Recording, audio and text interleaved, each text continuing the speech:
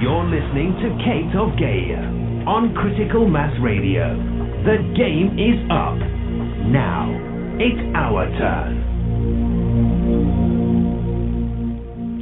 Good evening. Welcome to Saturday night here on criticalmassradio.co.uk. Yours truly, Kate of Gaia, outside the box. And I'm going to touch on a bunch of things tonight. Again, constant little reminders from people, and I greatly appreciate them as far as what is needed to be talked about, revisited, looked at in new units of now. Because as we move forward in our own awakening, individually, we do this individually, and we do it collectively here. It's very easy to forget the things that others that aren't quite as far along aren't quite grasping. You see, and for me, it's always the catch-22, down if you do, down if you don't, because when you start talking about anything regarding the system, excuse me, it just reinstates the original program. So it's really a very fine line, but it's definitely information that people need to look at. So I was talking with a different Michael earlier today, who has had some interesting fun, and definitely tackling things from exactly the same perspective I would tackle things from. And it's about knowing who oneself is and just saying to hell with this, I'll take my tests and I'll have a go with it. And everything is perfect, all things for a reason. One of the things that and this came up in a couple of conversations, actually Randy had pretty much posted the same concept around the same time. What are the odds of that? Apparently pretty good. And here, I'm going to go back to the text, because this really kind of sums up exactly what I want to get into a bit tonight. And what I'm going to do over the next day or so is go through the website, kateofgaia.wordpress.com, and I'm going to have a look at what's there. And then what I will do is try to codify things from an evolutionary from there to here breakdown. Because there are essays that have the concepts to help people understand the legal stuff as to why it is the intent that's contained within it. It's not that it's a remedy. It's what it's doing is exposing truth within the system, and that's the real trick of this tale here. It's not so much that others get these concepts, it's only important that you do. And once you do, then you can, do whatever you want as far as sharing this information with those in the system or out, doesn't really matter. But, I'll keep going back to the fact that there's no half in or half out of the whore of Babylon. You're either in bed with her in all contracts, or you're out of bed with her in all contracts. And let's not get stuck on the physical here, because that's exactly, 100% of the time, that's exactly where people are. I know that because that's where I am, and that's where I came through. So it really is about separating the oil and the water here. So you start seeing things from the spiritual or oil perspective. Unfortunately for the ego program, it deals only in the physical realm. So it's a very tight rope to walk, and it's a very narrow. There's not even words to describe this, but I'll tell you, once you find that razor blade edge that you have to walk on, it suddenly expands itself into infinitely wide on both sides, and there's no chance of falling, because that's what truth does. You may have illusions of fail here and fail there, but it's not about that at all. For me anyway, what was being tested with me at each point was, one, how dedicated to this am I in terms of standing in truth? How strong is my resolve? And how willing am I just to stand and say, no, I'm not going to take that shit. Sorry, that's not in my psyche. That's not my law. That might be your definition of someone else's nonsense. But I know my own heart. Only I, like you, only I know my experience.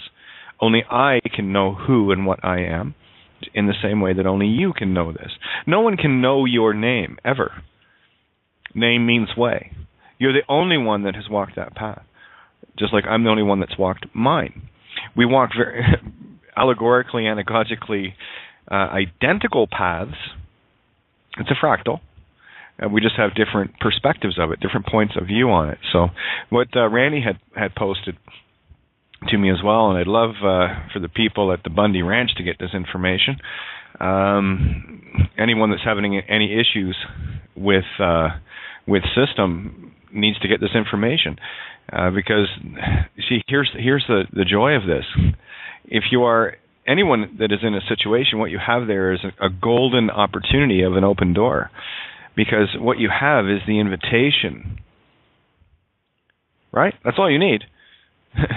You're getting handed an invitation, so it's their consent that you're going to be getting, not the other way around. Okay, and I'll get into that. I'll probably have to write an essay about that one. But needless to say, anytime something in the system is opened up through you, then you have the ability, the golden opportunity, to ram the seeds of truth down the double-headed giant's gullet, where that beanstalk will grow and rip itself apart. It's a great allegory in Jack the Giant Slayer. That is just like one of the prima allegoricals of what I'm talking about right now, of getting the seeds of truth down the throats. Remember, anything to do with the mouth, throat, neck is all about Taurus, or the bull. Bible, Roman bulls, Wall Street bulls. Bull means creation. It's a excuse me, it's a Taurus field, right? Just like a bull, Cain and a bull. A is your Trinity, the A, which is culmination of himself, herself, itself within you. When you have the aha moments, right? That's where the bridge duality joins and becomes pointed at the top. So that's from below to above, which is pure intent creation. So a bull means that you have your toroidal field or Taurus field.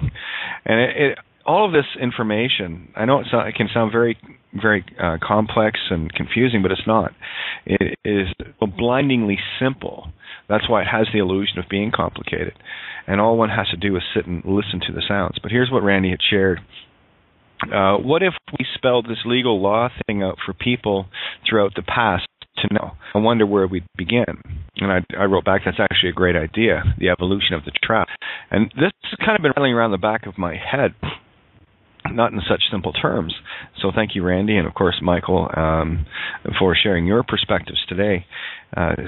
See, we do this together, right? And I pay very close attention to everything and anything in my reality, because it's coming to me for a reason. There's something there for me to see, and I simply accept that truth, that all things for a reason. Like this table, it doesn't matter what I say. It doesn't matter what I am doing per se. What matters is what resonates. And in the neutral seeking of truth, it's not, well, that's Kate's idea, let's use that, or that's so-and-so's idea, let's use that. No. This is simply observing truth for its self-evident nature and going, yeah, that works for me. I can get that energy for me. And it's just a concept. This is why I am so very careful with spiritual contracts. What I agree with or not are the intents of what is being shared. Again, I observe only from an energetic perspective. Kind of makes a mess of the physical game, but it really clarifies it for me. So to continue on what Randy said, it said, yeah, it hit me because I'm in contact with some folks at the Bundy Ranch, told them the name fraud, hoping they knew a bit about it, but nada, they didn't. The evolution of the trap, I'm glad to assist in any way with you. Well, we see that's it. We all do this together. And in as much as this table is here for all of us, and why we come here, that we all come here for our own reasons. I would like to simply think that we're here to find truth, and that's all. And it doesn't matter who's pushing the buttons on the board and who's doing what. We are all playing that role together to get as many pieces of this puzzle put in place where the picture is getting clearer and clearer and clearer every single day. You know, I haven't got through it all yet. I tried last night, but just couldn't get there. But I was watching Battle Los Angeles, And what a beautiful allegory for the fear frequency. And it's exactly the same as After Earth, just told from a different perspective, but it's the same thing. And what I've got out of this so far, I'm really looking forward to seeing the culminations here. But again, this is every story is the Christ consciousness story. And remember, Jesus and Muhammad and Buddha and all the rest, they were men, all teaching the state of being that we refer to as Christ consciousness, awareness, full awakening, for lack of a better term. And look what the Roman Church has done, and every other religion for that matter. Doesn't really matter. They're all created by the same entities. Getting people to personify that consciousness in a meat stick, where everything in the physical realm is very easy to illustrate as being dead. That's what a life cycle is. And the only thing that keeps anything in the physical reality alive is you and the energy, the life force. That's what you are. The same thing with the tree or whatever. They all contain life source. And without that life source, they're dead. So we animate this world, right? We take the inanimate and animate it. And that whole ability of animation is of that life source has been, what's the best word to use for this? Well, duped, basically, just duped by, in ignorance, out of that consent and ability to create our own realities, where I've got so many thoughts I want to get out here right now. It's just crazy. Let me simplify. If someone has an idea, it is powerless in this universe. There is only one thing that can empower that idea. That's agreement. An idea is only going to manifest if it can connect 2 points of consciousness to agree. That's how realities are created. Our reality that we have around us is created simply because we agree it is what it is, and we continue to agree it is what it is based on broken calculators for the most part. And what I noticed about this Battle Los Angeles was these entities that are attacking, right? It's funny, they're coming after the water, right? They're trying to drain the truth. Well, if you're draining the truth out of something, it means you're filling it with lies, right? So it's just a mirror. And the only way that the people could be tracked were through radio frequencies. And I've talked many times about the reptilian brainstem being just that. It's a transceiver.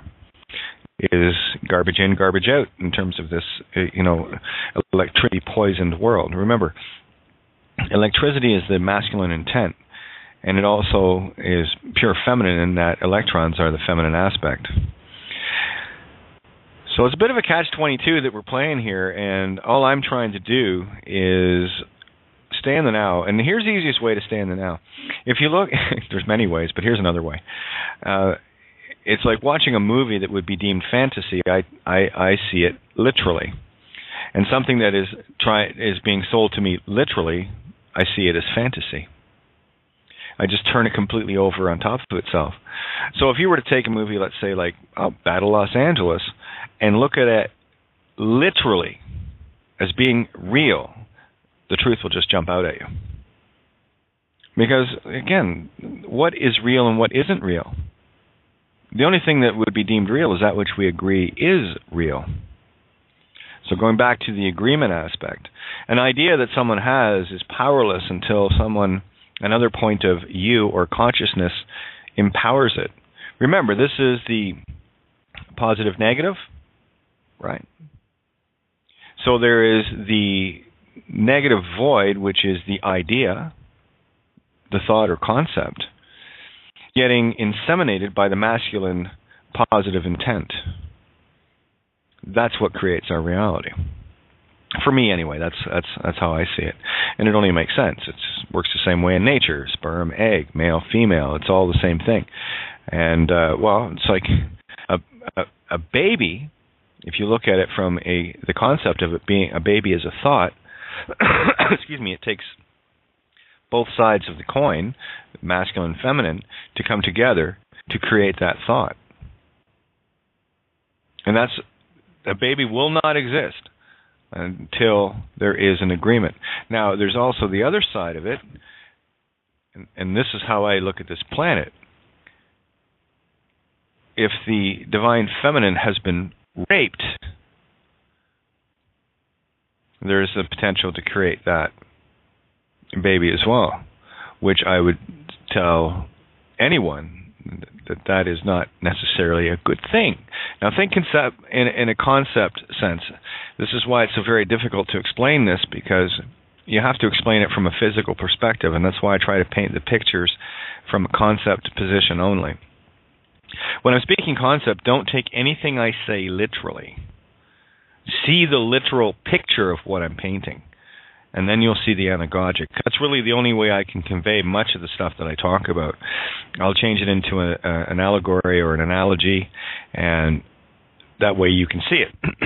Excuse me. That's why it's a great trick, because it doesn't matter what language you speak, because if you're speaking in terms of pictures, the concept will convey, where the words and spellings and all the rest of it fall incredibly short.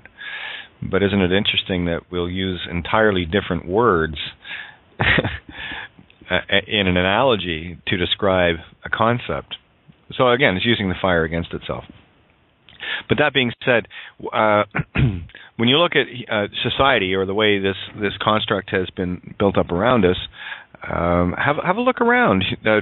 Why all the focus on the cell towers, on the cellular phones, on the above ground electricity wires, on the radio transmission stations, HARP, mass media, light?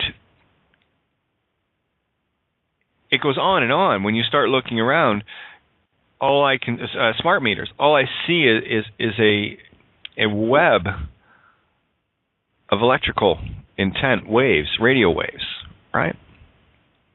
Now, if someone's genetics have been messed with, which ours have been, and we're not of strong mind, like our own mind, instead of the reptilian brainstem, that's basically remote control. People are walking in and talking in remote control. And it was interesting in this movie, so far from what I've seen, there's always a central hub. Just go back to Oblivion. There was the tête, which is in French that means head. This big giant triangle in space that controlled all of the machines. Exactly the same way in Matrix, there was the central computer hub. Same way in Terminator, there was the Skynet, where it became self-aware and created, drones. And isn't it funny that that's exactly how our system in the physical works as well, in that you have one queen bee and all the little drones around it, which also lends more credence to the whole idea of registration and all the rest of it. And all that has to be gotten from anyone is their consent. One agreement is all it takes. One agreement in that system, in any way, shape, or form, creates all the consent that is required. If you agree with something to any degree whatsoever, you will see the reflected mirror of how much control is being exercised over you. Someone that's completely enmeshed in the system, well, they're walking around completely unaware of what's really going on. They're accepting everything at face value. They're the dead carrying out the dead.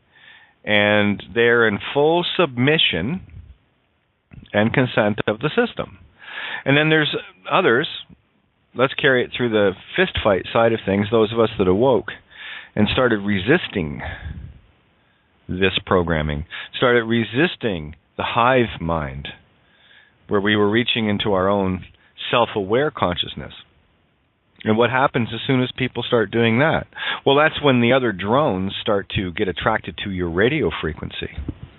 Because as soon as you wake up, you're sending out a different signal. And it's still within the bandwidth of control. You can be observed until you come off that radar. And the only thing that will take you off that radar is truth and your willingness to stand in it. Guys, you don't have to do everything perfect. You do anyway, but you don't have to. See, that's the whole problem with the ego, is it wants to get everything done now, and it can only think in terms of making mountains out of molehills. You know, you don't climb Mount Everest in a jump. You do it step by step. And sometimes you have to make camp, and you have to, rest. And as much as my own drive to get to the top of this mountain has been relentless, I still am fully aware that I need not be in a hurry, because that just adds stress. That's exactly what I'm trying to alleviate, not only with myself, but with everyone else.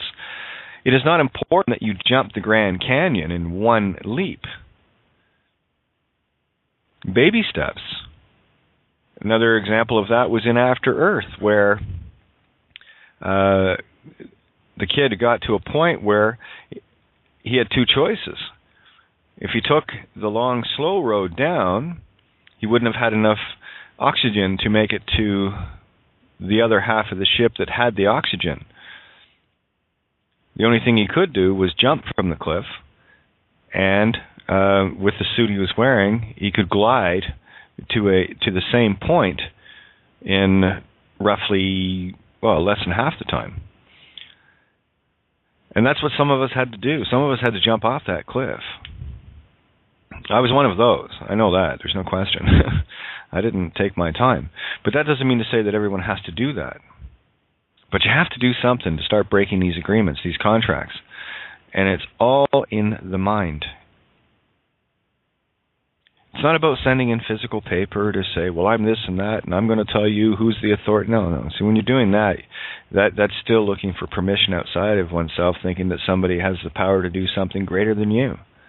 And that's been the delusion all along. And you shall do greater things than I believe was the quote.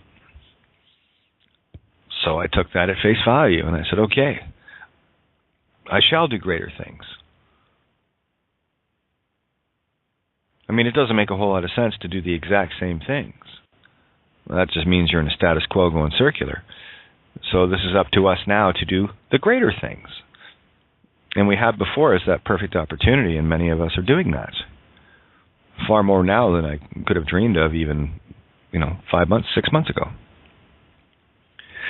So it's about taking your time, and I will spend the time to go through the different essays that I've got there in the documents, and get it arranged where I can set an evolutionary path for people to see this. And one of the things, I guess this would be one of the things I'm afraid of, is people, as soon as they get this notion of, this is how I get legal remedy, and they stop reading. No, this will be you have to read it all, or don't even bother. Because there's no point in trying to show someone that there is no legal remedy when much of the stuff that is there would lend itself to making people think that there is. There is no legal remedy. This we know. We know why. We know how to empower ourselves, and really the little tests that we go through are the things that test our mettle to see, great, you've got the concept. Now can you stand in it? Or is the cowardly lion going to get you running away again? You guys, I honestly couldn't believe it that night when the cops did show up. But they had to, so that I could, for once and for all, live on air, show everybody what I'm talking about. Now, still many people don't understand that because they're still in the thinking of name and what do I do about my house and what do I do about my car, my family, and the ego just goes nuts, creating all of this self-inflicting fear. How about you just get the concept first and kind of just let that gel around a little bit, get comfortable with that, take a big breath, big deep breath, and chill. We've all been duped for lifetimes here, guy. That's just how it works. And yeah, as soon as you wake up, you've had enough. Right then and there, you just want it over. But there's a few things that have to be unwound. And that's what takes the effort on your part, my part, to spend the time to ask the questions, why? And you have to ask why enough times. Just because you get one answer, well, that's only one answer in a fractal. There's still another why on top of that. You've got to be the consistent 5-year-old. Why? Why? Constantly. To the point where you might drive yourself nuts. I know I do, but that's okay. Okay, so I think what talking with Michael and texting with Randy today made very clear is that is probably the best approach that I can do right now to get people to a point of their own awakening. And I'm not interested in what people feel the need to send out, because once you get this concept of what I'm talking about, this Christ consciousness concept, it becomes a joke. It becomes you get to the point where all you have to do is just keep putting your intention out there. And there's lots of tools on the website to use. I don't care if you keep sending the same. If you get one document on that, did you know you're a criminal, to the cops or lawyers, whatever, you get all the concepts contained within that. That is completely full of your gunpowder. So start firing it off. Fire it off to all the cops around the Bundy Ranch. Fire it off to all the detachments in the military and all the rest of it around that. These people are committing spiritual suicide. The military, the cops, the uniforms, the cause to me's, costumes. Yeah. Funny how that works too, eh? Okay, so it's not something I would want, and certainly if I was committing spiritual suicide, I'd want someone to pass along to me. So I'll neutralize the free will trespass. But it's also my free will choice to not watch others that are standing in their own truth get harmed.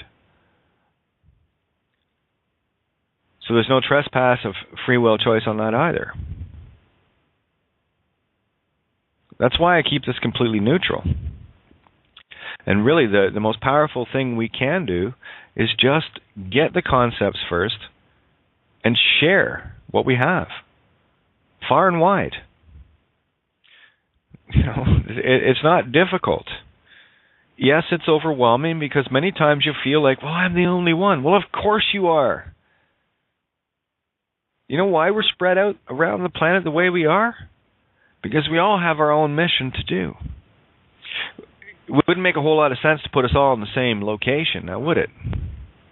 I don't know about you, but if think in terms of an invasion, can you imagine during, let's just use the example of World War II, can you imagine if they had taken every military thing and pinpointed it in one target instead of spreading it out? How defendable would that position be? Completely. It'd be like shooting, apples in a barrel. No, this is why we're spread out.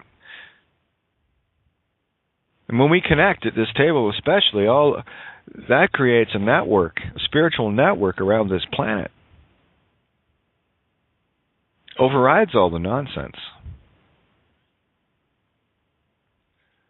But it really is simple. You came here and ask yourself this. Did I come here to do something? Did I come here to solve something? Did I come here on a higher purpose mission regarding all of humanity? And if the answer is a resounding yes, which likely it will be, I know anyone at this table, then start doing your job. Do what you said you were going to do when you came here. Do your job. And how many of us will it take to awaken? One. Unless people don't understand what fractal means. A fractal is a repeat of the same thing. Over and over and over and over. And it's all laid out in allegory. It's the same anagogic fractal. It's just like you are walking through your life doing the exact same story that I'm doing in mine. But it looks really different, doesn't it? And that's the joy of creation. It creates a game, right? It allows us to see and play the game. So do your job. It's that simple. Do what you can do, and don't overwhelm yourself. Many of us do that. We get so overwhelmed with our day-to-day lives. And I certainly don't want this table to be a place where people are going to get stressed out, creating all these, scenarios. That's not what it's. That's the what-if scenario. That's an ego program. So look at the simple things, the small, easily accomplishable things within your reality. Can you send out an email? Can you print some things up? Do you go and grab coffee? Is there a place, busy place or whatever, that you could leave things, just leave them behind? Because the joy of that is free will choice is never trespassed. Because if someone comes and reads it, well, they did that of their own free will choice. That's why I told people before, fold it in half and write, do not read this on the outside of it. Flies to shit, baby. Flies to shit. We love a mystery. Anyway, let's get these lines open. I just kind of want to make a bit more open forum tonight, and maybe you can see. It's very difficult to talk about practical solutions because there is one ring that rules them all. Getting people to that ring is what I want to focus on, and have a look at that to see how challenging Catch-22 that is. Trying to get people to the anagogic, but you've got to use the literal to get there. It's crazy. Anyway, let's get these mics open. Looks like I got Tracy and I got Janet in the call tonight. So far. Come on in. Hey, how are you? How am I? You're awesome. You're always awesome. Yep, mirror, mirror. Yeah, that's perfect, Kate. That's so good because my one of my sisters, she was here just a couple of days ago where I was listening to the show, and she sat there waiting because she wanted to talk to me, and she got to listen to a lot, and then so hopefully she's listening tonight, and that's just so perfect what you were talking about. So yeah, we're right in sync. Well, I pay attention to the universe, and when people are one, okay, that's one. But when two people are at the same time ask effectively the same sort of question concept, that's the universe saying, Kate, pay attention. And I go, okay, I can grab that. It's all good. It's all good. I would like to propose a boring situation. It's not boring, but it's reiterating boring, like the table knows the stuff. I would like to thank this table for showing me the duality between common and law and legal, because actually I'm going to take down, they're just small fish, but it's my circumstance and I stand. I'm going to take down millionaires by their own frickin' legal. And they don't know it because they got emotionally attached, like you say. They love me because I always do. And just like you, Kate, like all of us, we just gave and gave and gave. But unfortunately, it wasn't documented. And so I'm going to hang them by their own ropes. And I'm sorry to be a little bitter. I'm a little tired, Kate. And no, that's if okay. This is boring. I do apologize as well. It's all good. No, because I've got a little surprise for you guys. And, yeah, I just want to make sure I got the right number. Don't want to say it yet. Did I get it right? Yeah, you got the right number. Right. Sevan, how are you? Wow. Surprise. Wow. I'm like I'll a full-blown twister over here.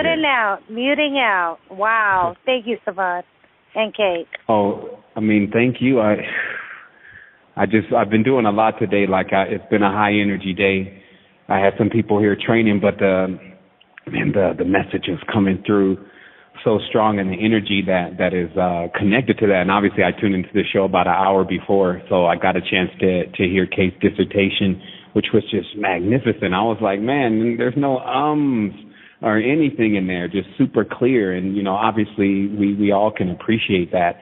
And I even kind of felt like while I was listening to the message, I was like, okay, well, I need to kind of shape up a little bit in regards to what's being presented, because it's just one of those special nights, just with the message. And then I really love when you said, it doesn't have to be perfect, because it's perfect anyway. And that's really what was my cue in to do the best that I can during this conversation today, to get a message to everyone that it's interesting how my life functions. It's like I have a lot of connections with different things, and while I'm processing this information, and it's been going on for years, how much of it I've actually been able to translate into like some type of show or some kind of recording, I would say it's like 10%. It's literally that way. And I kind of fault myself for that in certain ways, because when I get on these lines and I get into the as you say, the radio signals and the reptilian side of the consciousness, and you're kind of scanning everything, and you're scanning what you're saying, and if it's alive, you don't want to disintegrate in front of everyone, because you've talked yourself into a corner. But after a while, it's like, who cares? In every reality of your consciousness, at a certain point, you realize, look, it's all or nothing right now. Like, what's happening to us can be obliterated as long as the people who understand that fully are willing to speak those words.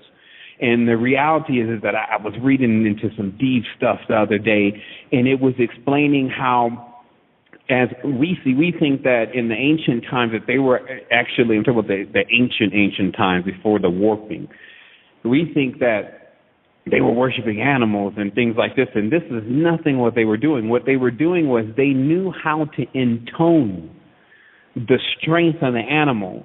So when you would say a certain vibration, everything that an auroch or a bovid or any type of strong elemental energy embodied, it would come out as an offering to the ancestors, meaning ancestors remember. So this was more like a constant channel that was continuously pinged constantly in order to remain open. It was like a torch, okay? And there were a group of individuals that, and we could say across time, right, that were responsible for maintaining this fire in every sense. And what we're dealing with in our particular matrix right now is that fire, someone has attempted to harness that fire and to keep that fire, and is not designed for that. And that's why you'll notice that there is, of course, this whole 12 tribes, 12 months, 12 on the clock concept. And this concept, of course, comes from the zodiac. We've heard tons of this. But the key is here is to realize that what's really being said is that after the Big Bang, if you want to take any number, let's say 12 pieces, then you'll get, if you have 12 separate pieces, then you have a trait in each and every single one of those pieces, something that is their specialty. And then if you put all of them together, as a clock is 12 and it completely makes a whole pie, if you put them all together, then it all functions well. It all has the cogs and the springs and the locks, and it's all on time. But if you pull one piece out, or if you try to put one piece where another piece should go, then the whole clock will break. So what we literally have going on, and this is the linchpin, this is the war that is taking place that's most effective, is the spiritual war, because we have a piece, Jesuit, in the place of the spiritual shepherding component that actually instructs these kind of worlds, meaning it is the shepherd state of consciousness, the one who knows where to go, the one who's willing to stay up all night, is protecting the flock and all that kind of behavior as they're getting older and developing. It is that kind of state of consciousness that are our teachers. And so in our matrix, if we don't have our teachers, if our teachers have been disposed of, If the right people that are tuned into the organism are missing from the equation, then we get the situation that we're dealing with now. So I guess today's conversation is actually about the deeper inner workings of that, exactly what happened. Because some people are saying, oh, we haven't heard from you in a while, where you been at? And of course, I have a show like every other Sunday, but that's just like not seeing me because generally I put out a great deal of content. But the reality is I've been under.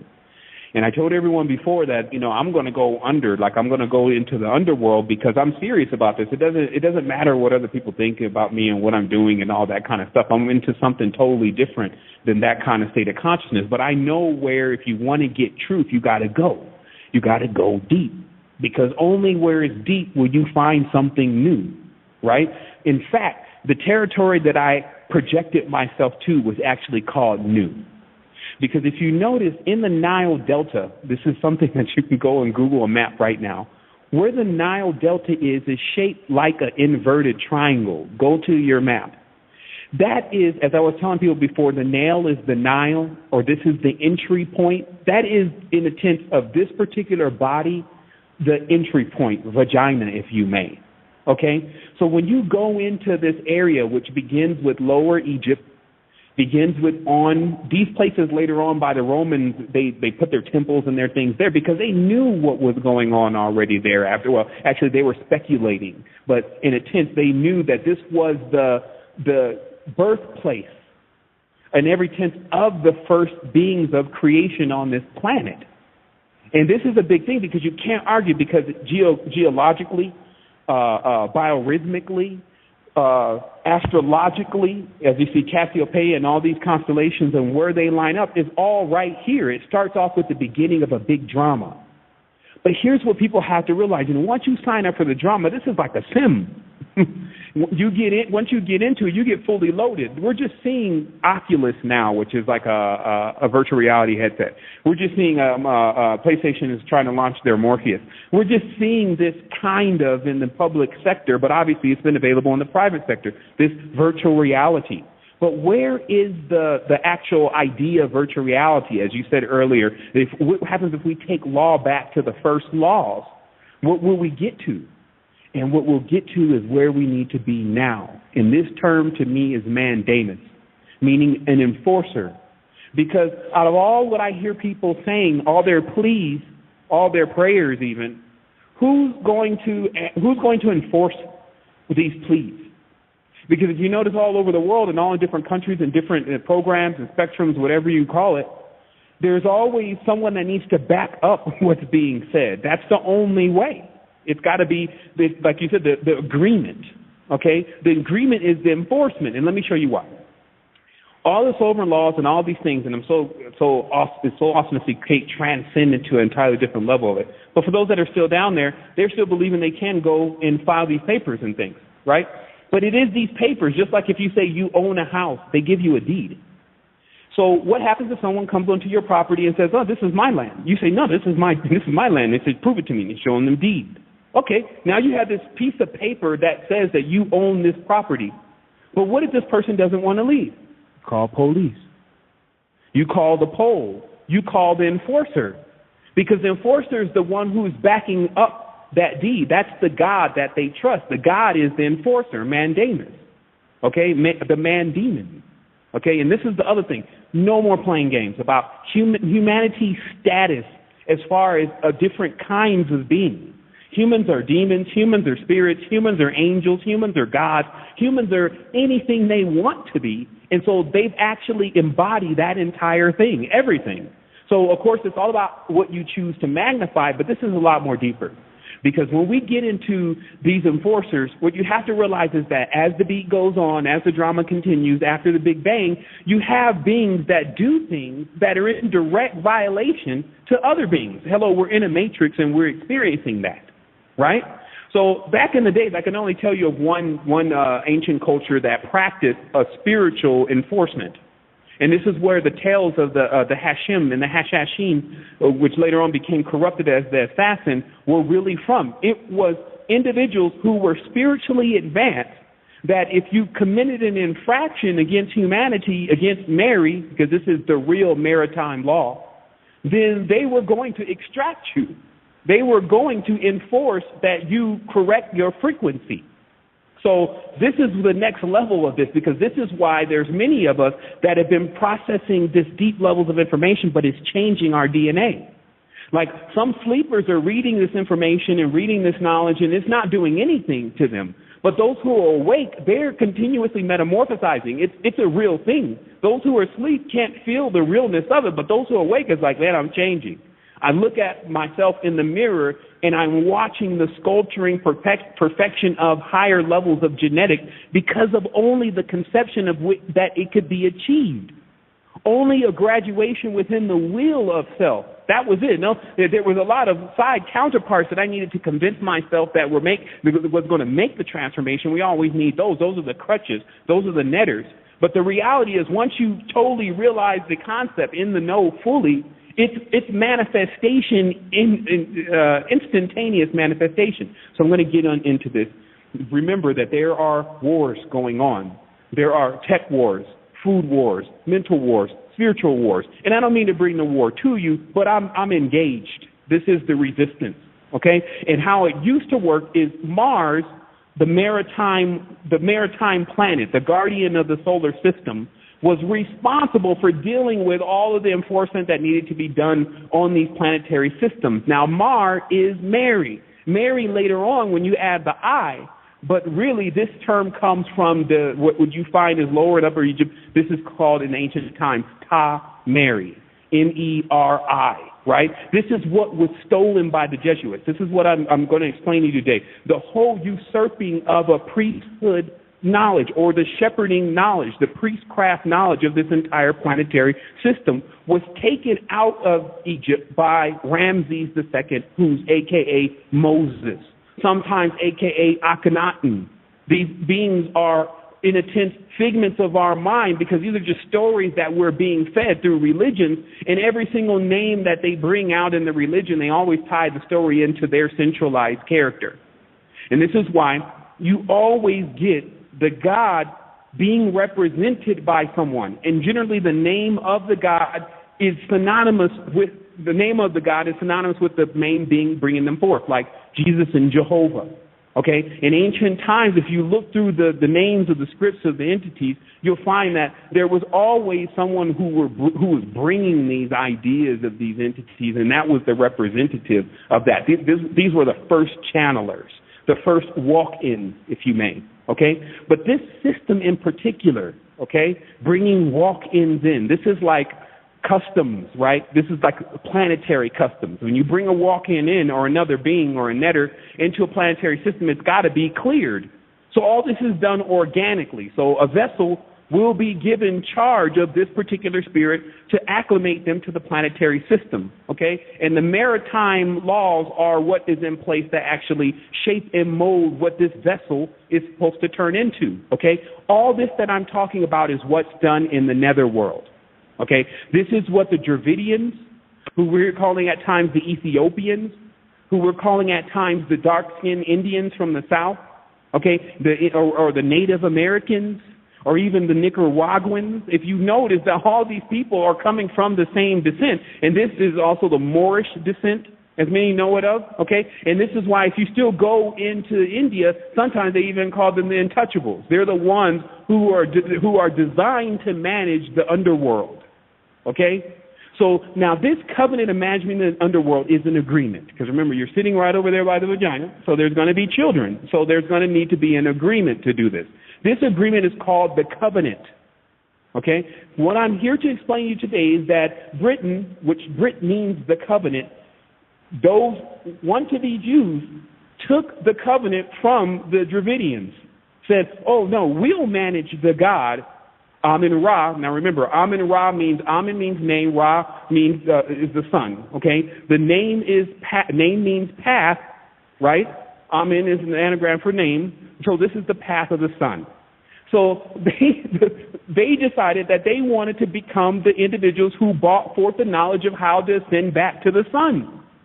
And stole the covenant. Like, there's no other better word for it. Don't think that it was one other way. They stole the covenant, and this is why you find Moses, in your metaphors, leaving from Egypt.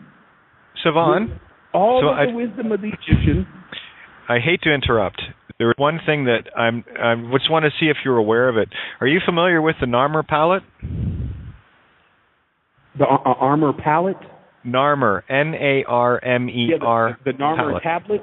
Yes, you familiar with it?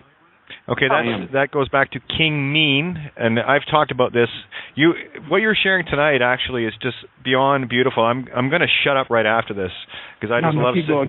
We're going to ride this one. We got to ride this one out together because. Yeah, well, the first, and this comes back out of the Hyksos that basically took over the Egyptian pharaohs. And it goes back to King Mean at 0 point. And it was King Mean, of course, Scorpion. He had the Scorpion, what do you call that, scepter, the Scorpion scepter. And I did quite a few shows regarding this. And the Narmer palette is translated into the same book that the cops flip open. Now, I got to experience this firsthand, literally within days of talking about this, when, I don't know if you heard or not, but March 14th, if you get a chance to listen to that episode, I did live on air. I had interaction with 3 OPP, and of course I'm sitting there all by myself, my car, everything in the whole universe that I own is right there. So I am completely at my most, if you want to talk vulnerable, that was it. Everything that exists in my reality, I had with me. And the instant the female cop flipped the book open, because she was trying to get the name to connect me to the Narmer curse, the Narmer palette, this is a curse. What you're talking about is what people need to hear from your perspective, because I got to tell you, there are so few on this planet that can speak this. Well, you're the only one I know that can, where people are going to listen and hear it. So what you're going to be doing right now is explaining spiritually, and I've talked about it. That's the only way I can talk. But you're going to give it to people from a completely different perspective. But what happened when she flipped the book open, she was trying to get me to consent to being a name of the Narmer palette, which is the original curse, at the 0 point with King Mean, also known as Aha, and I've talked about the DNA being AHA, upside down AHA, upside down AHA, and that's how these are your aha moments, how you build your DNA chain back. So if you haven't really looked into it a lot, what happened that night was because I did not consent to be part of the dead, that's the Narmer palette dead name. And you're right, and name means not applicable, magnetic, electric. It's your full creation is given over. As soon as she asked for a name, I said, well, if you want to know anything about me, just Google Kate of Gaia. I said, well, how do you spell Kate? And I said, I don't care how you spell it. I don't spell anything for anyone. And she closed the book up and immediately walked away. And these guys ended up, within about half an hour or less, I'm talking to Mark Cruiser, and I'm Mark with 2 guys. You'll hear the interaction live on air. It was like live on air that Friday night, and they ran off. Tow truck, everything. Actually, the cops ran off before the tow truck even got there. He just pulled into the parking lot behind me, turned around, and drove straight back out again. That's the power of what you are talking about tonight. So I really want people to pay very close attention to what Sevan is sharing, because he's going to be sharing it from a completely different yet identical truth perspective. And I am so happy that you're here, Sevan. This is just beyond fun. Well, I would like to interject something. Sure, go ahead. I know what the shield means is. It's the Pharisee's shield of jewels of the priesthood, and I know what each jewel means. And me and Kate or whomever next talk, we will dissect each jewel and what it means. But it's an armor. It's a jewel precisely, mathematically, geometrically, jeweled-wise. I mean, jewels are smarter than we are. Yeah, I mean, it's a whole shin. But the one who can wear the whole shin or the ephod or the breastplate has to be in full resonance and also have embodied the name that does not come back void, which is basically the cone. But I'm willing to listen to what Sevan said about Tracy, this is exactly what I want Sevan just to go. I just want to bring that one part in because he was on such a beautiful role here. She brought up an excellent point. An excellent point. I totally agree. This is about some of the power that was taken from these Kemetan/Egyptians, because they were also called Egyptians. There's a flaw in the teaching that they say, oh, the Egyptians were when the Hyksos came. No, they were still referred to as Egyptians even before then. But the power in which these people, remember, they're at the source of the womb. Like, all you got to do is look at the map. And so that means that anything that comes in, that's the birth canal.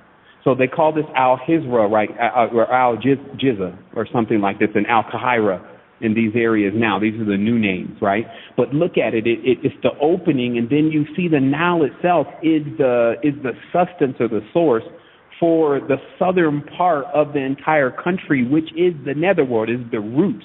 And this is something that, and you can even look, when you look at the topological map and you see the rivers, right, the rivers look just like roots. And they are, because they're carrying the nutrients, not just for humans of the water, but all the animals and all of you notice in Africa there's more animals, Madagascar, there's more animals than anywhere in the world, because this is the netherworld. It's about time for us to treat the body of Earth as an entire body. But as I say, I come today, I speak for mandamus, because there are some people, some beings that need to be put in check.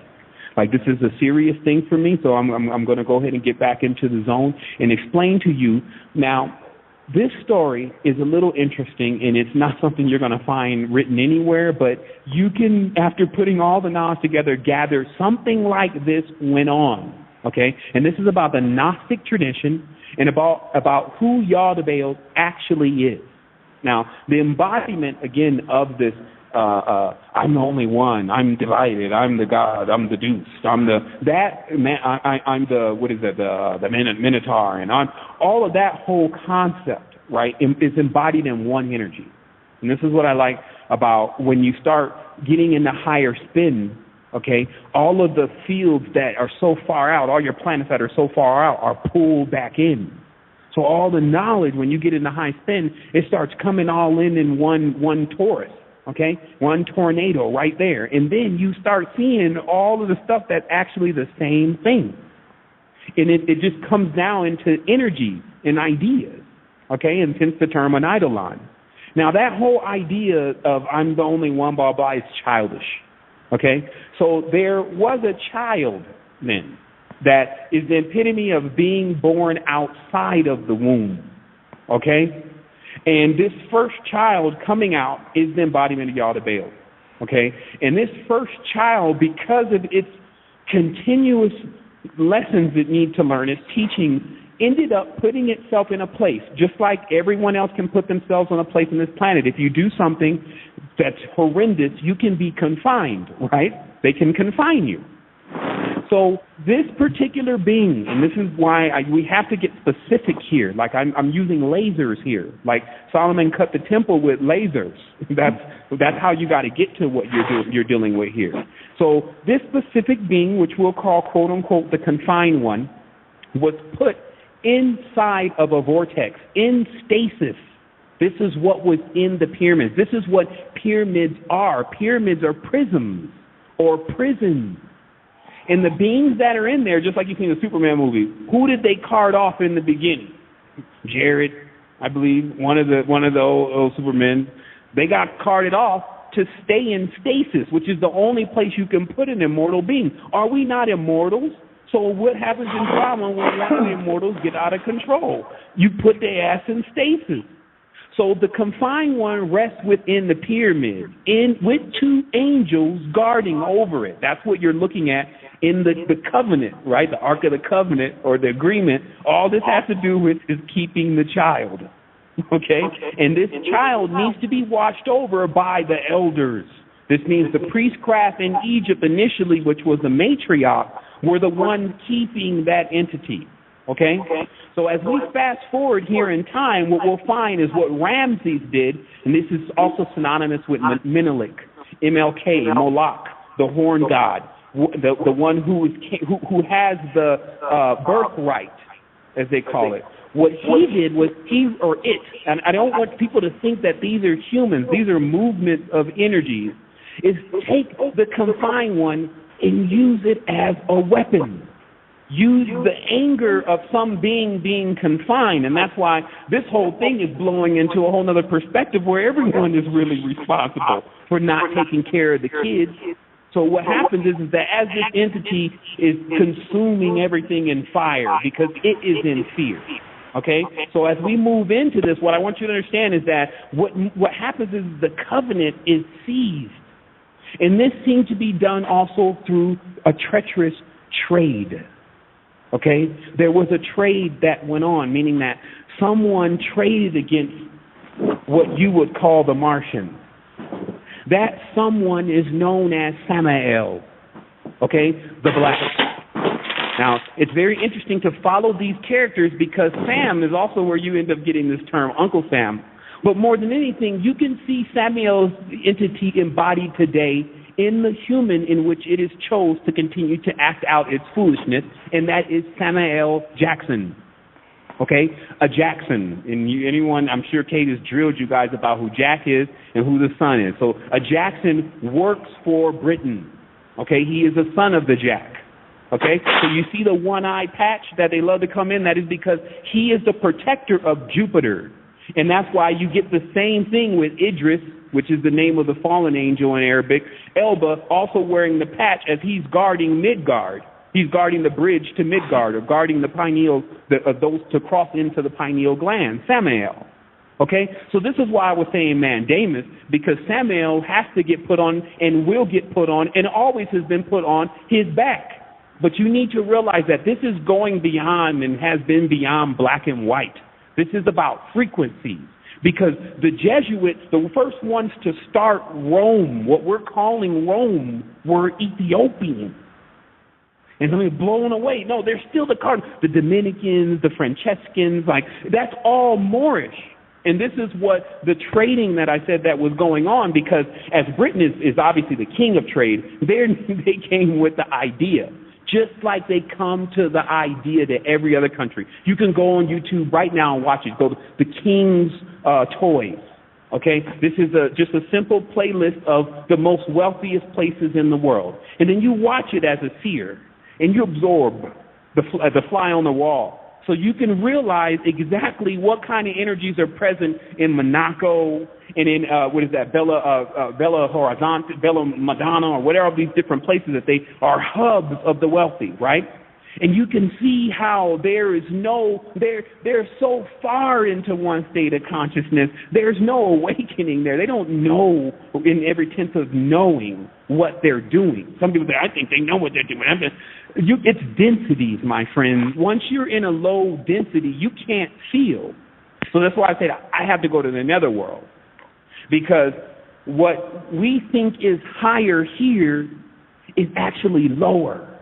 That's why these stars and actors, this is an inverted pyramid, inverted pentagram, okay? So the stars and the actors, they think, oh, that's what I want to be like, right? That's really the negativity. So let's keep on with this covenant, okay? And the theft of the priestcraft, because now you'll see this spiritual technology, or as technology, it would appear as technology to us these days, it would be that advanced, was what was being mined. Meaning that they didn't actually understand this stuff when they started playing around with it. That's why it always controlled them.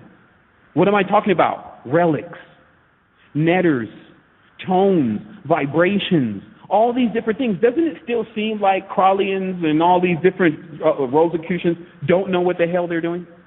Because they're dealing with something that they're not even in the right frequency to really be dealing with. They're not even the right custodians to be dealing with it. You have to get into a certain frequency. It's not a specific color. It doesn't mean because you're black then it's yours, or if you're white then you're right, it's your right. It doesn't mean any of that. You got to be in the frequency. So here's what's happening though. This thing keeps running. It's not actually, when there's no check in the system, when there's no mandamus, when there's no enforcers, when the enforcers let me tell you again, I'm skipping something. I need to explain to you how they took the position of the enforcers, and it ties in with everything that Kate has been talking to you about and teaching you about. These sheriffs, Sharif is the term. This is an Arabic term, meaning one who masters over spirits. These 7-pointed stars, these pentagrams. Now that pentagram came from Morocco. The Moroccans have a pentagram on the flag because they're Moors. The Moors had secured certain covenants and connections with, most people say jinn. This is because they were spirits from another plane, to create a system of control and check and balance, law, justice, everything. Everything we're calling civilization now, which is the corruption, was introduced by the people in Kemet. That's why they say, the Sumerians or the Egyptians or somebody, they started civilizing things. What they were doing was they were introducing how you don't catch ailments, how to resist certain kind of forces that are not symbiotic to your being, how to bring forth ancient tones and vibrations to bring things that are new. They were introducing that. So, of course, there's room for error.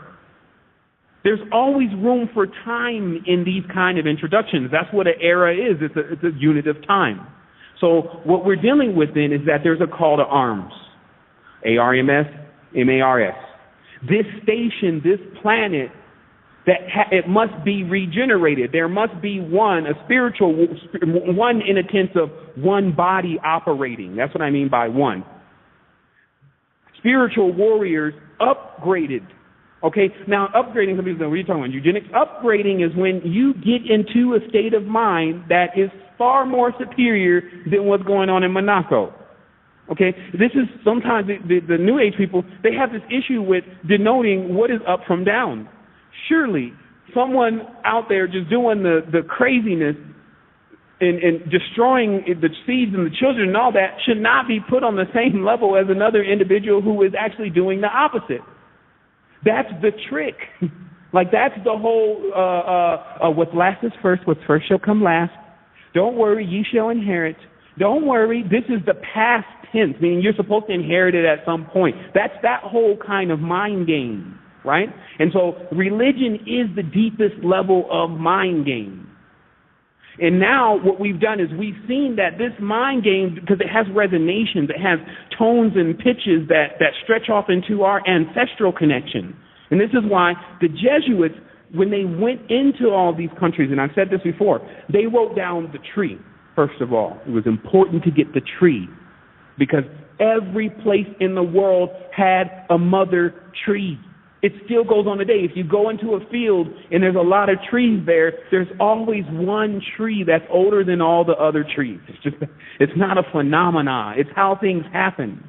So they knew that there was always origin. You see what I mean? Who's the origin? Who's the gold spirit? Who's the one that is most purified? Boar runs for, right? Big boar in the jungle, never been tamed, wild, stinky, hairy, right? So where are all these elements in essence when it's time for mankind to speak up for themselves? Right? So this is what we're talking about. We're not talking about these energies being used to get you a car. We're not talking about this being used to smoke your neighbor.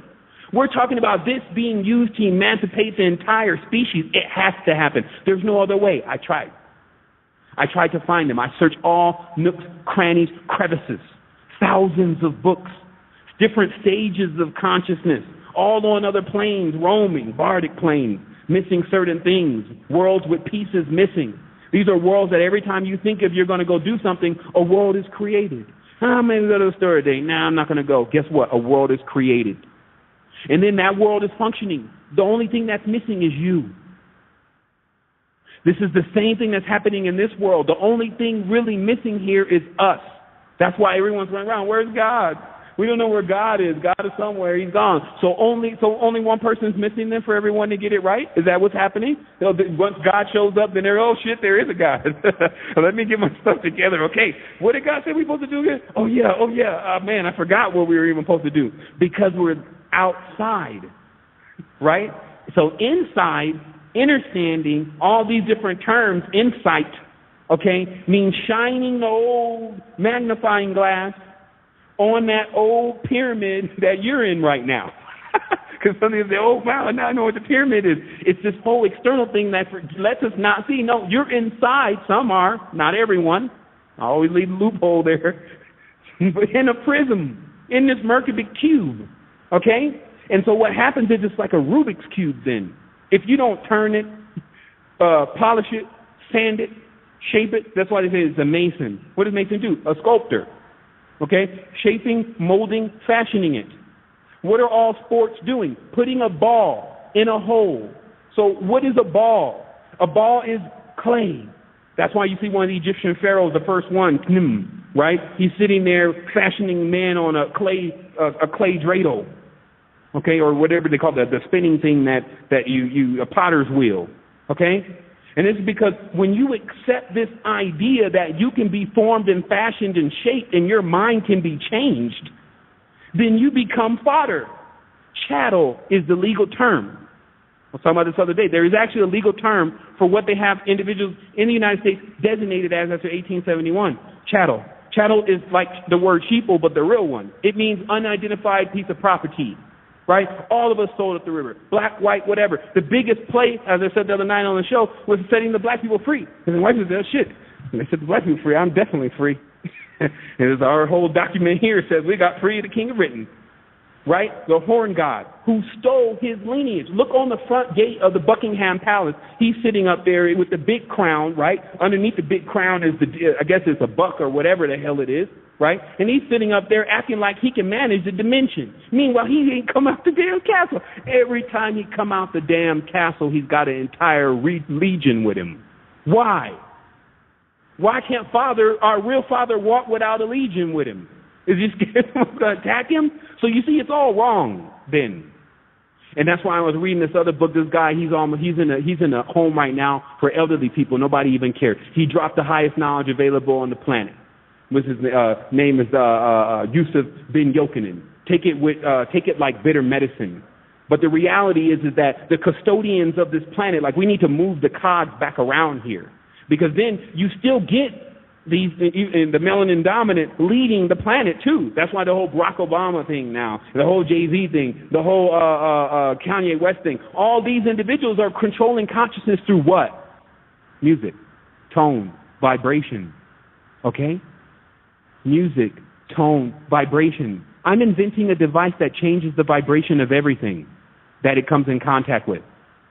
It's not that hard. But the reality is that this whole bombardment of these tones, vibration, and frequencies from these Phoenicians, phony-ass Phoenicians, basically. I'm glad the phonetics are correct. Learning words, entrapping people in the words just by the sheer stupor of them not knowing what the word really means. Meaning that words have no meaning when you don't care about them anymore. But other than that, they always have meaning. So when a person knows an entire recital in their head of a song, notice these songs plague people these days. They get up in the morning, the song's still going. Like, oh my goodness, shut it off, please. And then they have to go like 5 or 6 days before the song gets out of their mind. And meanwhile, it's this tone, this vibration of this character who lives in real time, draining energy. So this is not so much of a psychic conscious thing, even though it is, but just notice what it is. Bio-local connection, meaning it's a real-time connection, a person's tone and vibration, their voice, with you. If you hear their song and their deeds being done daily, and you know what they're being encouraged to do, is streaming to you. And then you're sharing this. Okay? There were spiritual laws and rules, and people think it's magic now. Like, you don't throw your fingernails in your hair when you cut your hair. You don't throw it in the sewer. You give it to nature. You see? But little stuff like that will keep you way below the speed of light. Why? You're mixing in your DNA, your DNA in the environment. I think the last time someone said something about that, David Icke was talking about some reptilians keeping your hair and stuff after it's got underground. But what we're talking about is that when you don't watch your movement, it doesn't mean you're obsessive compulsive, but like Kate said, I watch every kind of spiritual arrangement that I make these days. It's like the Percy Jackson and the Lightning Thief. You were seeing the word, and then they spell something else now. You look up at a building, and you're about to go in, and then the words move around. And you're like, maybe I should not be dealing with this whole situation that I'm dealing with right now. You get signs, the real signs, not symbols. Those come later on. Signs of where you should go and what you should do to be on the path of the sun. Now, let's talk about what the path of the sun is. First of all, the sun is consistent path means a whole following, belief, culture. If it's a culture of a sun, then it's consistency. That's the first thing most people lack. Second, you got to be willing to go to the nighttime. That's another thing most people that lack. They can't handle the whole fear thing. Second thing, you have to be the output. Okay, let me explain this. Okay, output, input. What is the sun doing? The sun is spraying, if you want to call it photon light, the reality. Okay, it's like, let me shine some light on what situation you're in, so you don't stay in darkness. So it is sending, right? This is action. That's why action will do a lot more than words. Like, okay, we're saying you go write something up, you go send something, you go print something up, give it to somebody, and watch how it has this massive effect from trickling everywhere. The code of the matrix is a good example of that. So this action and giving, instead of downloading all the time. And this is also switching the state of mind, because as a person who wants to receive all the time, give it to me, they owe me. Man, you better go and get it. Charge up. Like, forget, the universe needs you to do this. Look, the universe doesn't need. That's the whole thing.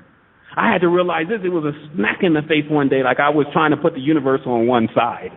The universe said, look, I put stuff here that's dangerous to increase choice. You can't do that. So you're not on my level yet. Let me show you this. I put the sun here. You touch the sun right now and the fleshly body will burn you to a crisp. I put yttrium here. I put non-stable matter here that humans can't even touch. You can't make these kind of decisions. That's why you're not me. So as far as what you can and what you cannot do, seek balance. And that intertransmission. No more talking. No more playing. If you really want to get to the next level of the consciousness, you need to act like it by taking yourself into another stage of consciousness first. Body. Clean it out. Raise the jet. Man, you got to come back turning over the tables again. You got to get your heritage back. Go in underneath, snatch the bin stone back and go into the exchequer and take your stuff out of there. And on the astral plane. Okay, like it's on and popping. The astral plane even exists. They have you in thinking your dreams are not real. And your dreams are the world you're creating through your ideas. And you're like, man, I can't even let it go. I'll go back and live it one night. One night. One more night in my world. You see? So this is what happens when you're now getting fed. They're giving it to you. They give it to you. Here's what you get.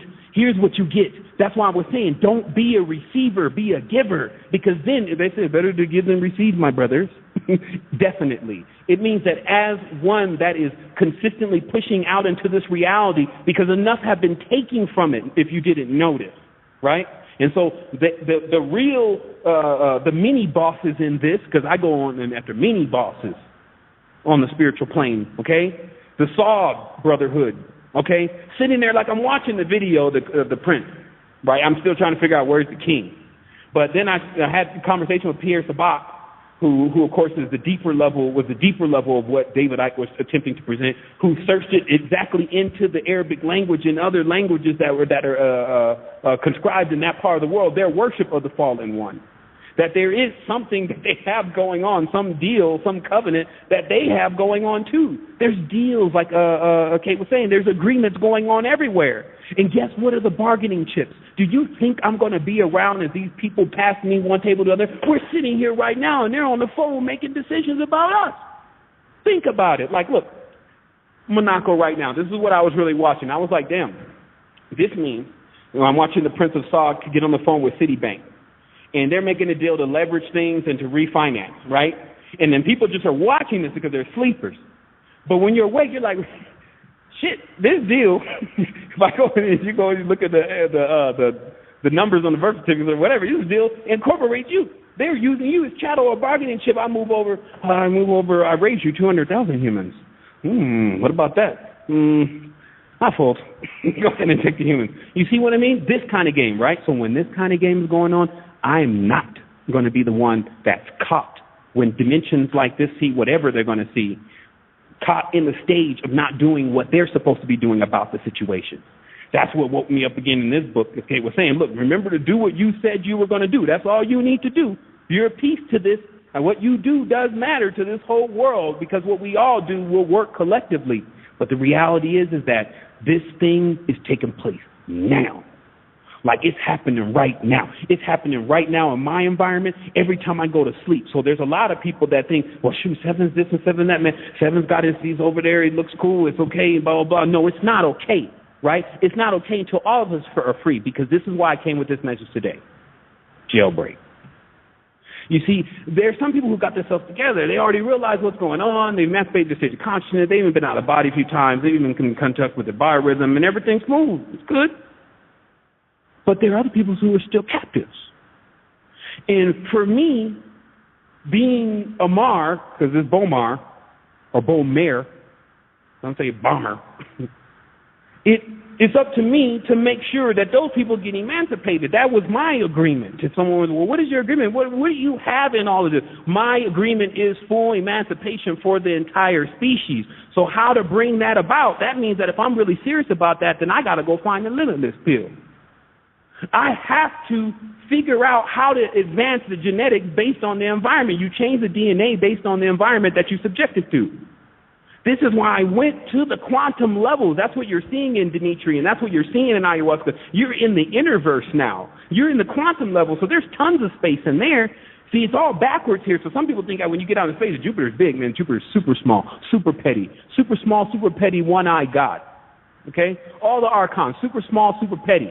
They think they're gas giants all blown up with gas only. They need human vessels to carry out their mission. That's why we're saying, notice how the God's name is never separate from who is bringing it, because the God cannot move without the person who's carrying it. So look at the covenant. Look what they're doing. They're carrying it. Okay? It can't walk by itself. Because it's non-existent. It's fiat. That's what I was getting to, is that when the magnification, and this is why they say, well, I magnify the sun, but this was, of course, the nighttime sun. When the magnification comes through, and this is when many people are convinced to believe in something, this is the religions, that's when some entity, if you may, this is the body of Christ, okay, that entity actually takes form because it's using all of the power of all the individuals that believe in it.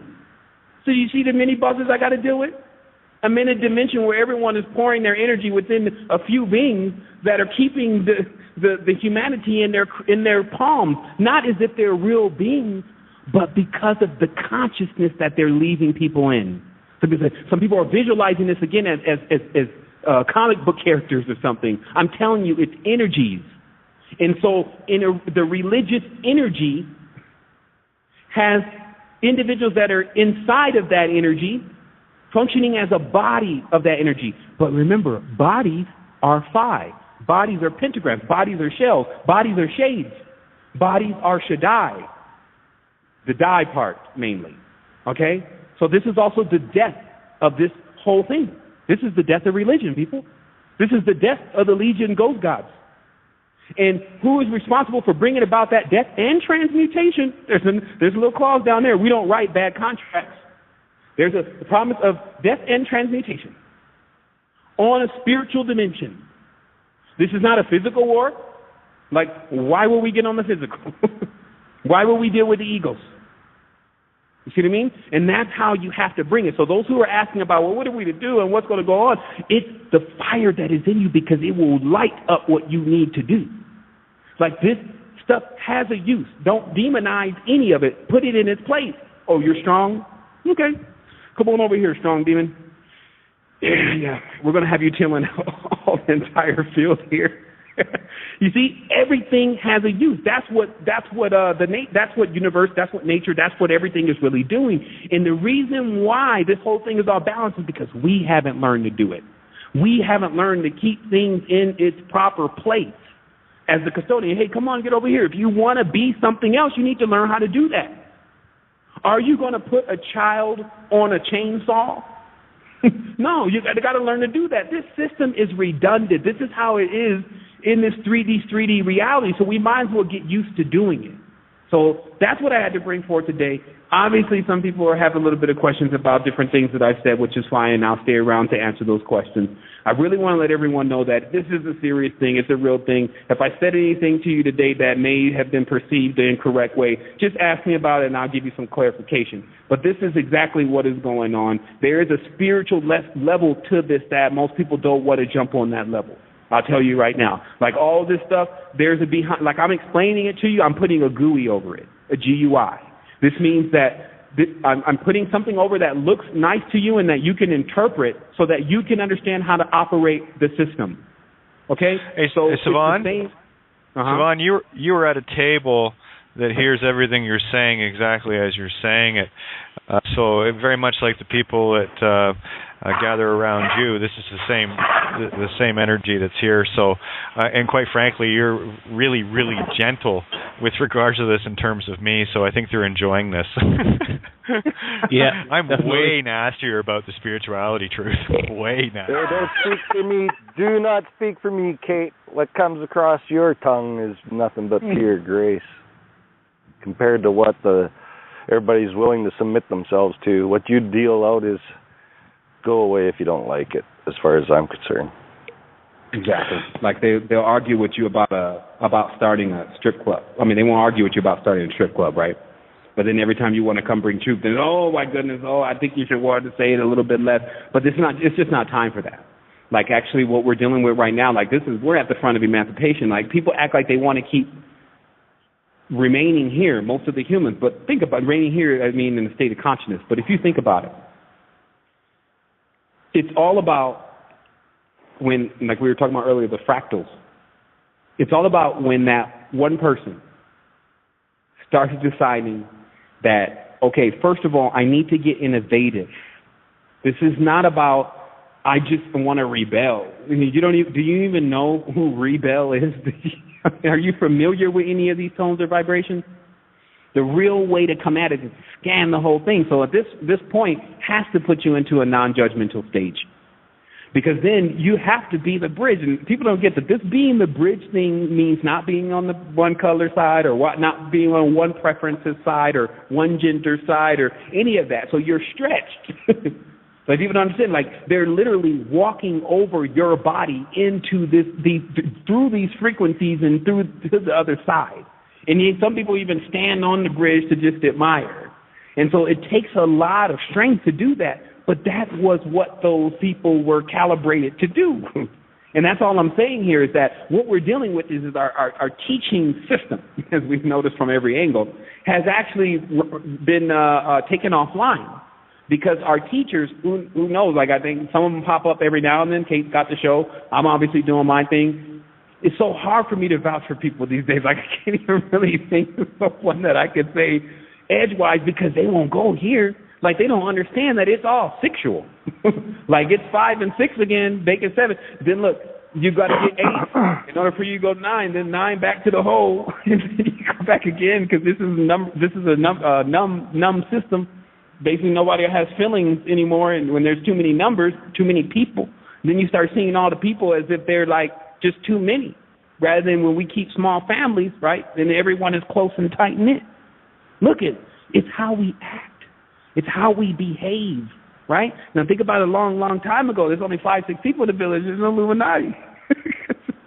So one person's going to be the Illuminati and they get rid of him, right? But the reality is that the population increases. You get these. Even I called myself today. I said, man, you're one of those things. You're one of those anomalies. You get these anomalies. And you read in some of the other books, they talk about these numbers that come out. And it starts from the 1, 2, and if you keep calculating it, it eventually gets into the numbers that the computers are moving on. But these numbers also let you know how exponentially the planetary system is growing from a level of energy. Because if it's 2 millivolts per cell in each human body, and then you times that by the cells, then you get, hundreds of thousands of volts coursing through each individual daily. The thing, though, is that the energy is sent out into the environment, and this is literally what happens. The person sends out the energy, and it doesn't actually come back. It comes back sometimes in small quantities when someone says thank you. But serious, it's one of those things where how our energy is going out, and they've seen us in a quantum field, is it goes into something, and that something just soaks it up. But generally how we worked was our energy pinged off the ground. And this is something to do with the shadow being the negative side of us. And then once the energy pinged down, it pinged back up. So your body was literally like a torus. But the extension of it was deeper. And so I think this is somehow synonymous with why most people have just a surface understanding of what is going on in the reality. Like they only can go so deep because they don't have the roots. But when you have the roots, meaning you know where you come from, you know your heredity, okay? When you know that, that gives you that stance. And this heredity is about Earth more so than it's about our tribes and our villages. You're not going back far enough. You have to go back to where the light is clear again. Not when it's still in the color. Oh yeah, your great auntie who's on May came from China, and then they keep going back. Because if you do the math, you'll see there's still an origin point. So you have to go back even before the origin point, and then that's it. That's the formula. When you go, that's why the motivation speakers always say you just need to be a kid again. You need to be fun with the reality again. You're trying to get back to that point, but they're explaining you're actually trying to get even before that. They're trying to stop you where you were born, your birth here. The point you need to be at is the unbegotten. And you can get there by contemplating this, the riddle of the mind. It turns the mind into a torus itself. When you start thinking, where did the first being come from? It turns the mind into an infinite loop. Because from your perspective, everything comes from somewhere. And the sheer idea of us even being here means that surely we came from something. But where did that something come from? And I have to mention this at least periodically enough so people to understand there is a max to what can be assessed here. Ma 10, the end of the matrix. Okay? The end zone is the 10 here, the 10 man. Okay? So that's when the 1 and the 0 are together, the pole and the whole. That's it. You have all components right there. That's the 10. You graduate. And today I got the feeling more than ever, because don't believe we're the first persons that ever figured this out and ever understood how to run this whole module. This is a module. But this is real world, not exercise, meaning that you have to treat this one as if it is real, because it is when you believe it is. And that's why fake-ass people, just say it like that, are a frequency, okay? And when you get them around, it's very easy to start believing in the illusion that they believe in. And another thing, there are predators here, meaning that people are preying on one another. You don't have to do a check in your mind every time and play the judgment game of wondering what status a person is in. Did they get wholeness lately? Are they talking what Kate is talking? So recognize, and this is what an enforcer can do, because here's the thing. Like I love when Kate said, well, I'm glad them folks showed up that day and did all that crazy stuff, because now look, now look what they've done. I told you, to mess with me is to create a force that's even greater than what you can even tell, okay? So if you think about this, then we put the energy in ourselves. We put the work in ourselves. You take the knowledge that you know, and then you get in your mind fully convinced about it. And I had something else to say. I just need to take a break real quick and get some water. But I got something, and I was right on top of it, and I just had to skirt off to the side and say whatever, just to keep the conversation going on. But give me a minute, and I'm going to come back with this, because this one's heavy.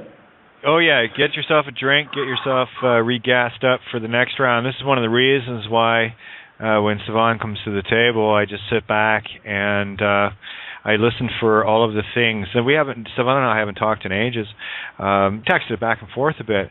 But one of the things, and I know you guys are already well on top of this, one of the things you're noticing is how much of what we are sharing at this table is being shared exactly the same in an entirely different perspective, all saying the same thing, and we are at that culmination point. And Sevan is quite right. When you stand, and this is exactly what I've been talking about, many of us share, when you stand in your truth, unrelenting, unyielding, you want to play with me, well, bring it on, bitch. I'm playing to the death. What are you in it for? And that in and of itself is a clear and pure statement of, I know who I am. I'm immortal. I'm infinite. And exactly. Okay, that's what it was. That's what it was. I don't mean to interrupt you, Kate, but that's what it was. No, go. That's your back. So the enforcer. Go. See, the enforcer doesn't play. That's the thing. The enforcer's not in the game per se. And that means that when you see police come, police have to deal with any kind of situation. They don't know what they're going to deal with. The enforcer doesn't know what situation it's going to have to deal with, but it's equipped. And guess what? There's tons, myriads with you. You see what I mean? But I encourage people, and this is what I wanted to thank Miriam Delicato. She came through here. She was like a mother. She came in with her mother energy, and she said, look, Sevan, you know, we've been knowing each other for years, and you're really moving into a lot of levels of energy.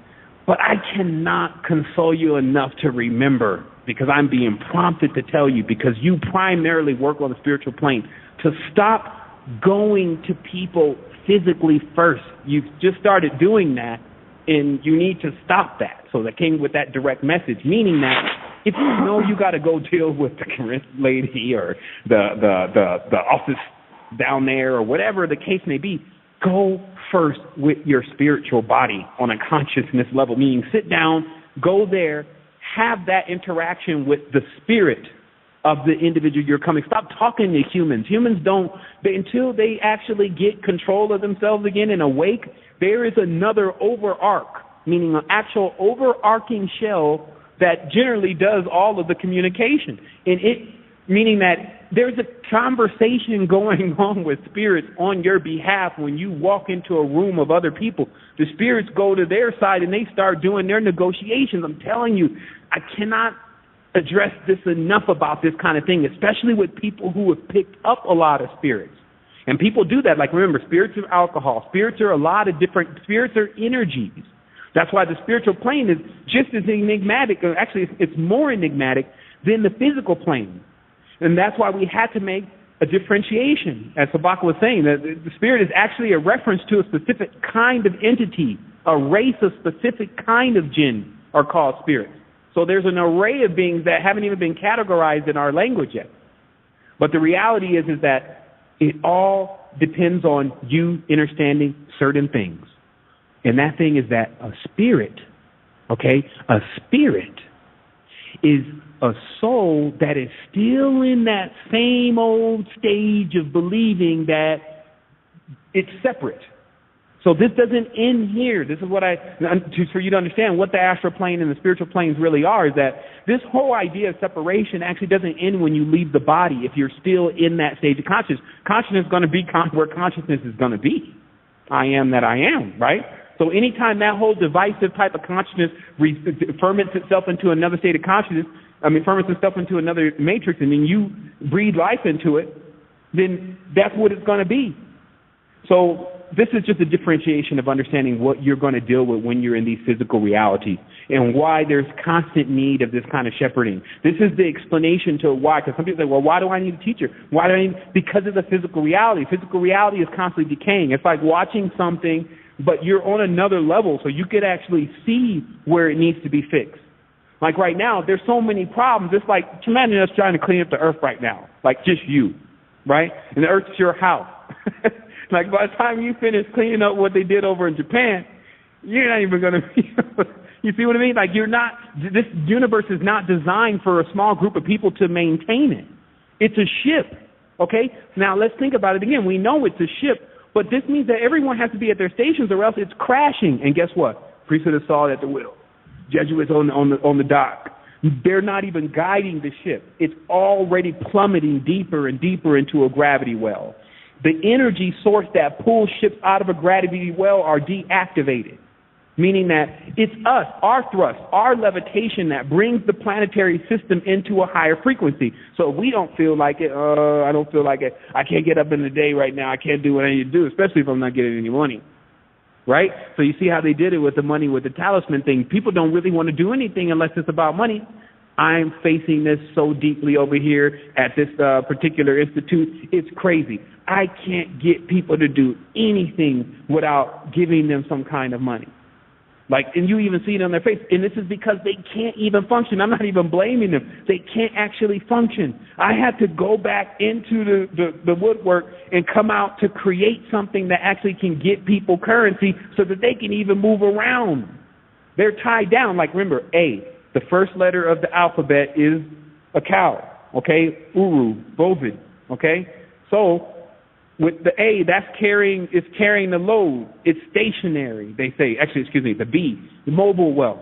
Okay? But the A is stationary. So this means that if everyone is tapped into a level of energy that is like a cord, it's like a leash. That's what a tie is. A tie is this connection, right? That's your tie to who? Who's the suit? Like, and so this is the thing. It's like when you dig this stuff back and you realize, man, they're using the magic, man. And when they're using the magic, people who are not magical, people who are not spiritual, they'll lose. And this is what I've seen for all these years. I'm like, man, you can't even go at anyone who's working with the spiritual energies on some physical thing. Like, it passed right through it. It's not a worthy component.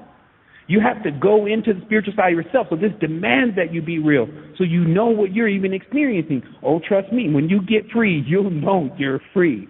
You'll be fully awake. Freedom doesn't mean you're free. You know, they tell you you're free, you're still in the house paying bills. That ain't freedom. This is kind of vivid, this freedom thing, right? And so we know that the gig is up. We're about 15 minutes to roll over here, so I'm going to let you keep going, my friend. This is why I love when you show up, because it's just pure download. I decided to do a quick shout-out for the station and to give people the number for those that want to jump in.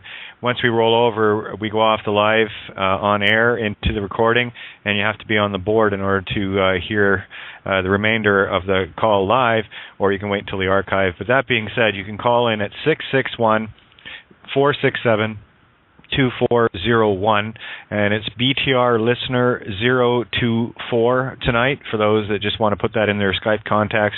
Right click and hit call, and that will bring you to the table. We've got room for a few people, so please feel free to do that. If you're listening on the Blog Talk page, of course, you can hit the Skype button there and follow the bouncing ball to the table.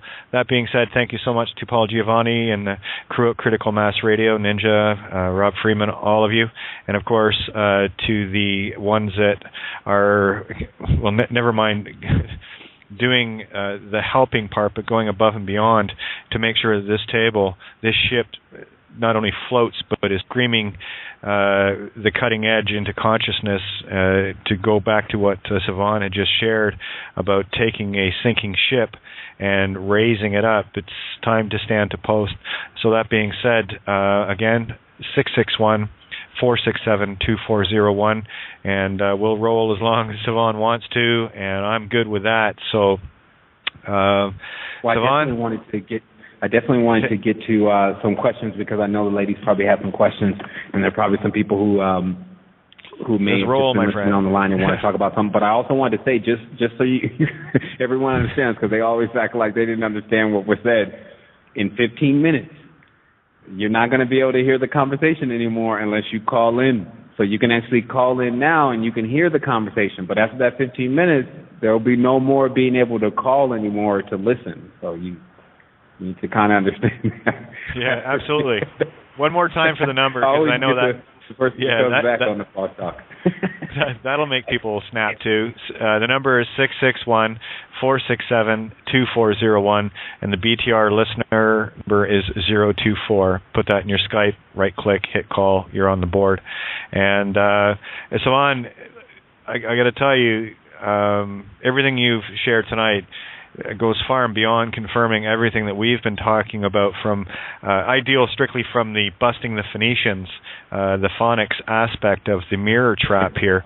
You mentioned the word Monaco. Well, turn it around, and it's the con mo, which is the con of the modus operandi, right? Because mother's masculine, father is feminine, right? Modus operandi is intent, and fa is heart, which is divine feminine source. So you're saying exactly the same thing, completely different, and this is why I love when you show up. So please feel free. And I'm thinking sometimes, man, where can this really go? Like sometimes I'm in here and I'm like, man, this thing is super real. Like I got this. So we have this cymatic software, right? Like for some reason, I was prompted to look on the internet. This was like 4 years ago about this cymatic software, and then I finally found somebody who made some, right? And then I got the program. The program didn't work right.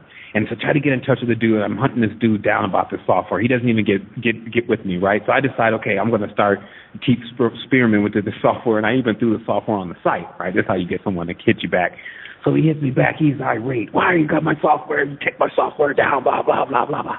And I said, look, man, I'm on the same path, man. I'm trying to figure out why sound is shape is colors. I feel like, I need the software. You're basically, you either get in position or you get out of here. I'm like irate about, look, this is about humanity. So he goes, so he's pissed. And then so 2-3 days go by. Then he emails back, look, I probably came at you too strong. It's just because you posted my stuff. I didn't ask permission. I said, I tried to get in contact with you. Here's the email. So anyway, long story short, he ended up calling me like a month later. He asked me if I want to buy the software. So, of course, I took advantage of that. I said, sure, I'll buy it. Like, I'll take it to the next level if I can, and let me know if you need any money to keep producing it. So he's like, okay. So it's little stuff like that.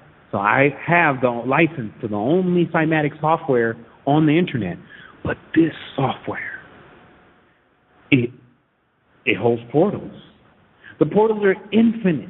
You type in 790.91 hertz, you get a shape that literally vibrates. Whether you print it out, put it on the table, have it on the screen, it vibrates.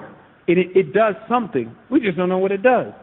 So do you see how what I was trying to get across the most is what we have going on in this world right now with the Bruno Mars and all these other characters is that we do have a natural inclination of what is the right direction. Like the universe knows what the right direction is, and it knows that's within growth. But it also knows that death is a necessary part of growth. It kind of ties it in. But it doesn't think that it's primary. Okay? Death due to is not a primary. Okay? So what happens is that I started realizing that, man, that if we could get into what we're supposed to be learning, intuitively we would find a way. We wouldn't find things that we fear because there's no fear. We're going together. Who other than we would meet than another part of ourselves? It'd be like, oh, daddy, auntie. Man, I remember that. Oh, my goodness, it was so long ago. I remember I was the coacazoid. Oh, my goodness, how could I ever forget that? It's like something that you really forget, and then one day you get a recollection of it, like one of those crazy dreams you had. Man, how could I ever forget that? It was like one of the craziest things. And it's because the amplification of the grid of the communication system, it's already isolated it, meaning that the actual energy system of each individual is so powered down that it doesn't have enough energy to conductively connect to the person that's next to it. This is a vivid thing. People use shock people on a lighter level. When it gets heavy, there's literally like a pranic force between you and this individual. And then the individual that's across the street, individual all around. And this is a network. And in this network, everyone's naked. Like it's open source. There's no viruses running through the system, because everyone can see each other's mind. And this benefit of seeing another person's mind actually gives you omniscience. It gives you to be able to feel when someone's in the jungle without actually being in the jungle. So this is what the next level of this, and you know what? People need to understand that we're going to get this. I think is in a whole group of us. We got to go for this. If I got to go this lifetime, the world that's after this lifetime, whatever, I'm going to make it happen for this planetary system where that resolved about it. And it's more than possible. The interesting part is, and this is something else that I wanted to mention earlier, I noticed this kind of phenomena with the human being. When they get right in front of what can change everything for them, what is the point that it's like if they've been asking for something for so long and then right at that point that they're about to get it, you'll find they actually didn't want it. You'll find that they're actually scared of it. That the reason why that they actually put it so far out there, this conception that nobody's supposed to be able to accomplish, is so that they wouldn't have to get to it. This is the total recollection of all this self. This is the actual awakening. This is why people are scared to use certain types of substances like Dimitri and ayahuasca, because it takes you into this side of yourself, and you're like, wow, man, I didn't even know. And I'm about to open up here because I'm about to show people what I've been able to do personally, and then I spread that to everyone that I can, is make myself a conduit for the highest ideas and innovation in how they can really become possible and in a balanced way. And that has led me to people. I've talked to people in Switzerland. I talked to a guy in Mexico. He's laying layers of conductors onto small strips and applying monatomics in curing individuals with this. Okay? because it's an energy source. See, so there's this thing about us, and that's why I was saying before, this whole universe, it means everything. It wants to give us everything. Our lot is everything. It's only when we don't want to take everything anymore. Do you see what's happening here?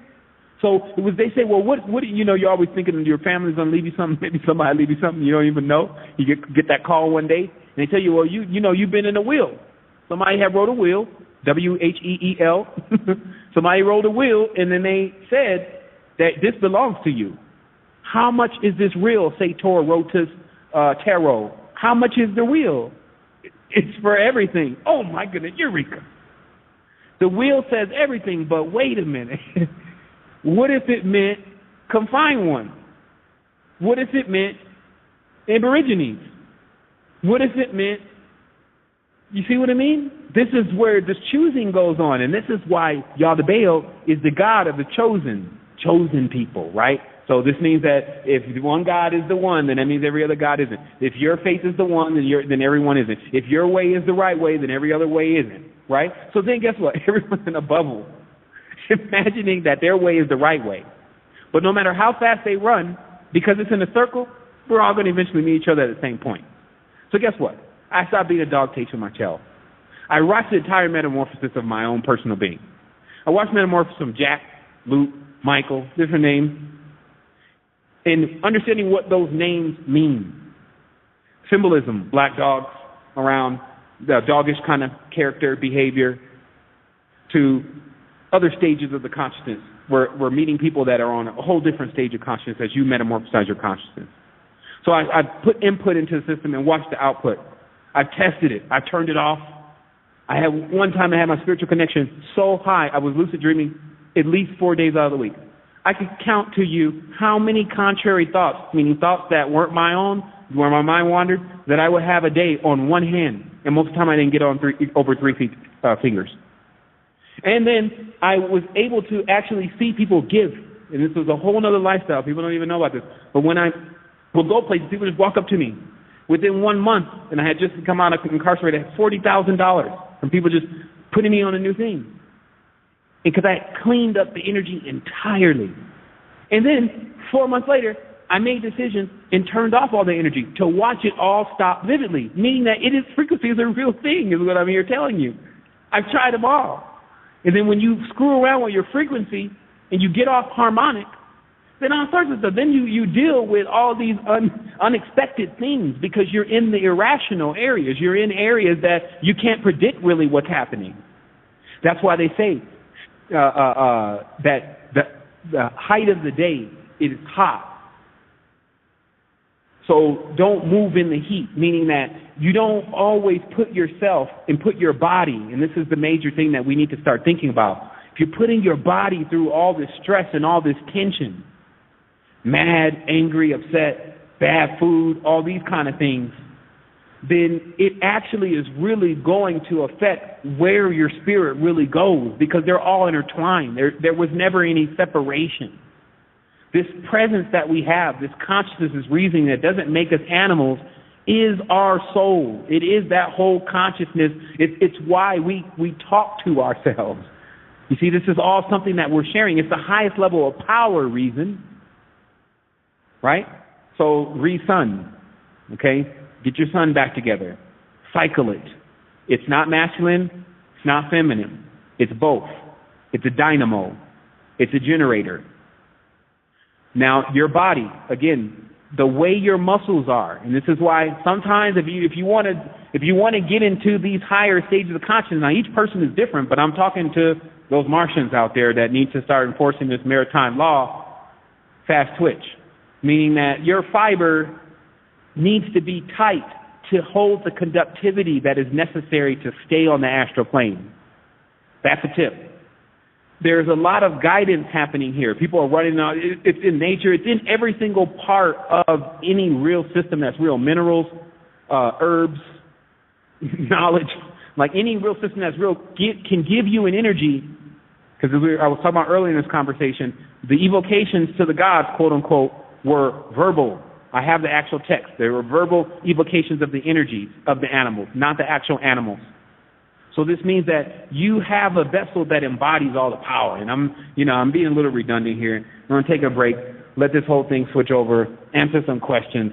But realistically, I get excited. I'm going to just take a break and then get myself together and then start explaining to people a little bit more about how they can get the underpinning unseated so that they can get this levitation thrust going into the state of consciousness going on, because it's happening now. You're missing out then if you're not, be truthful to yourself, if you're not experiencing higher states of consciousness and you don't have control yet over your entity and your environment, this means that we're here to jailbreak you. And so that's what's up. I'm getting you out of your body. I'm getting you out of the shell. I'm getting you out of the prison. See, I'm getting you out of the prism. Taking you out of the pyramids. Yeah, it just almost happened. Wholeness, brother. Hey, Mike. Hello. All right. I don't know if anybody else gets it like this, though, right? Like, when you sit and meditating, you get an image coming into your mind. A lot of the time it's like the cosmos and planets and one thing and another, and I try to bring it into focus, and the act of trying to bring it into focus makes it vanish. It goes away. If nobody would mind, I would like to bring it down into one mathematical sentence. Hopefully Kate will hear me. Sevan, that was awesome. But before there was 0 and 1, there was me. Hello. Does anybody understand that math? Yeah, I like that. That's the direct understanding. That's what I was saying. The numbers make you numb. The more the numbers increase. We can explain 1 and we can explain 0, but before that, I am. And that's why we came here. This table is that, before 0 and 1. 1741 would carried what?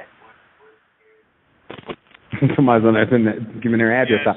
Look, also the other thing is, Bob, remember the Arabs introduced the zero, the concept of the zero. So that means that they actually are purposely saying that they're becoming the womb.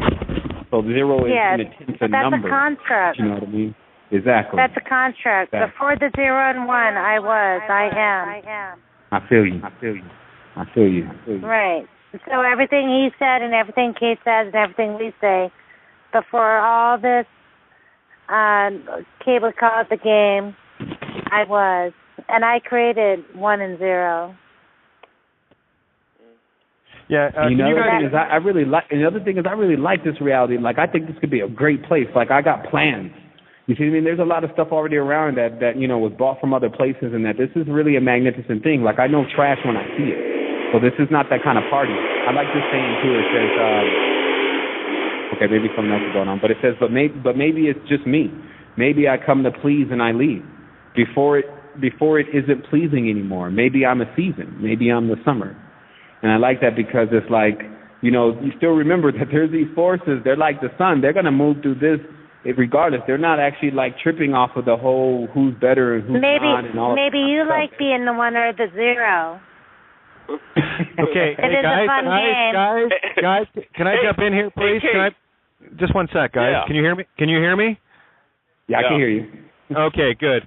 Okay, I am really, really starting to literally become afraid to open microphones up anymore because of the nonsense of background noise. Okay, guys? And seriously, I cringe now when I open microphones because I don't know what's going to happen to derail things. Okay? So please, like big grown-ups that we all want to be, fucking act like one and mute on your end, or I will simply not bother opening microphones any longer. Because you have no idea the stress that goes through me when the crap that just happened. Okay? We got to keep these lines of communication clear without distraction. That's the whole purpose of what we're doing here. Indeed. Okay, so just bear that in mind. If you cannot control your environment, i.e. mute button or keep something over the mouthpiece, don't fucking think you're going to control a solar system. Fair? There we go. Because the stuff that Sevan has been talking about tonight, you know me, Sevan, I call a spade a spade. I'm with you. Yeah, well, that's we're why I'm on the show tonight. Like, you can't get anybody to host the platform. I don't, personally, I just got to stay in it these days. It's like the knowledge just keep pouring forth, and I'm just I'm at full tilt, I just like what you're doing. It's like people don't realize that it's a lot to stretch, to put in that time. And obviously we have families, we have different people that pull from us. But it's a massive thing because we're almost done here. Like, this is the last stretch. So in certain tenses, it's all or nothing. And for me, like even today, I felt the energy. I know when something says, you need to be there. You need to say this now. And then sometimes I know some massive stuff, and then I'll even forget to talk about it. I'll even forget to say it, and it'll just be specifically, let's talk about that. And like today, it's been about, look, like there's another part to this, and that part is that there are people, and this is like what I was saying about that whole 12 tribe thing. Remember, if you're in 3D, there is some division going on here, despite what we want to believe and what we don't want to believe. It's actuality. And because of that, that means that there are people that are calibrated to deal with some of the stuff that some people won't even accept is going on, okay? And that's what I was saying. Like, when you get minds running and you get people getting creative and getting malicious, then all sorts of things are created. And that's like the situation of a person who changes poles. They have to deal with that. That's why they Interpol, police, etc. They have to come in and put something into some input into it and actually to balance it out. But you don't, again, know what situation that you're going to have to deal with. And now we're in a world where, once again, we're being called in. The enforcers are being called in. And this was, man, I had this, and I haven't got it. I'm not sure if I actually explained this on air. But actually, I think I explained a portion of this dream. And I never talk about dreams. Like, people think about, how long I've been on the air, and I don't talk about my dreams. But this dream right here was so vivid. I knew it was real. It had so many symbols on it and so many things going on. It was like a quick glimpse into what you really do with your astral body and how you've been preventing, like those that are in this position of enforcer, has been preventing chaos from happening a lot, but just on the dream plane, because that's where it takes place first. So when it's neutralized there, it never makes it to the physical plane. Why some stuff, obviously, getting through the dream, getting through the spiritual planes can eventually leak into this world.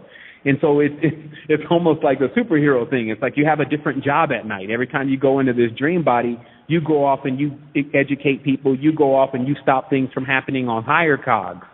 And this is why I said the universe, in understanding the universe as an organism, lets us also see that there are primary organisms and secondary organisms, meaning there's centers of your body that have more consciousness in them than others because the consciousness is not needed.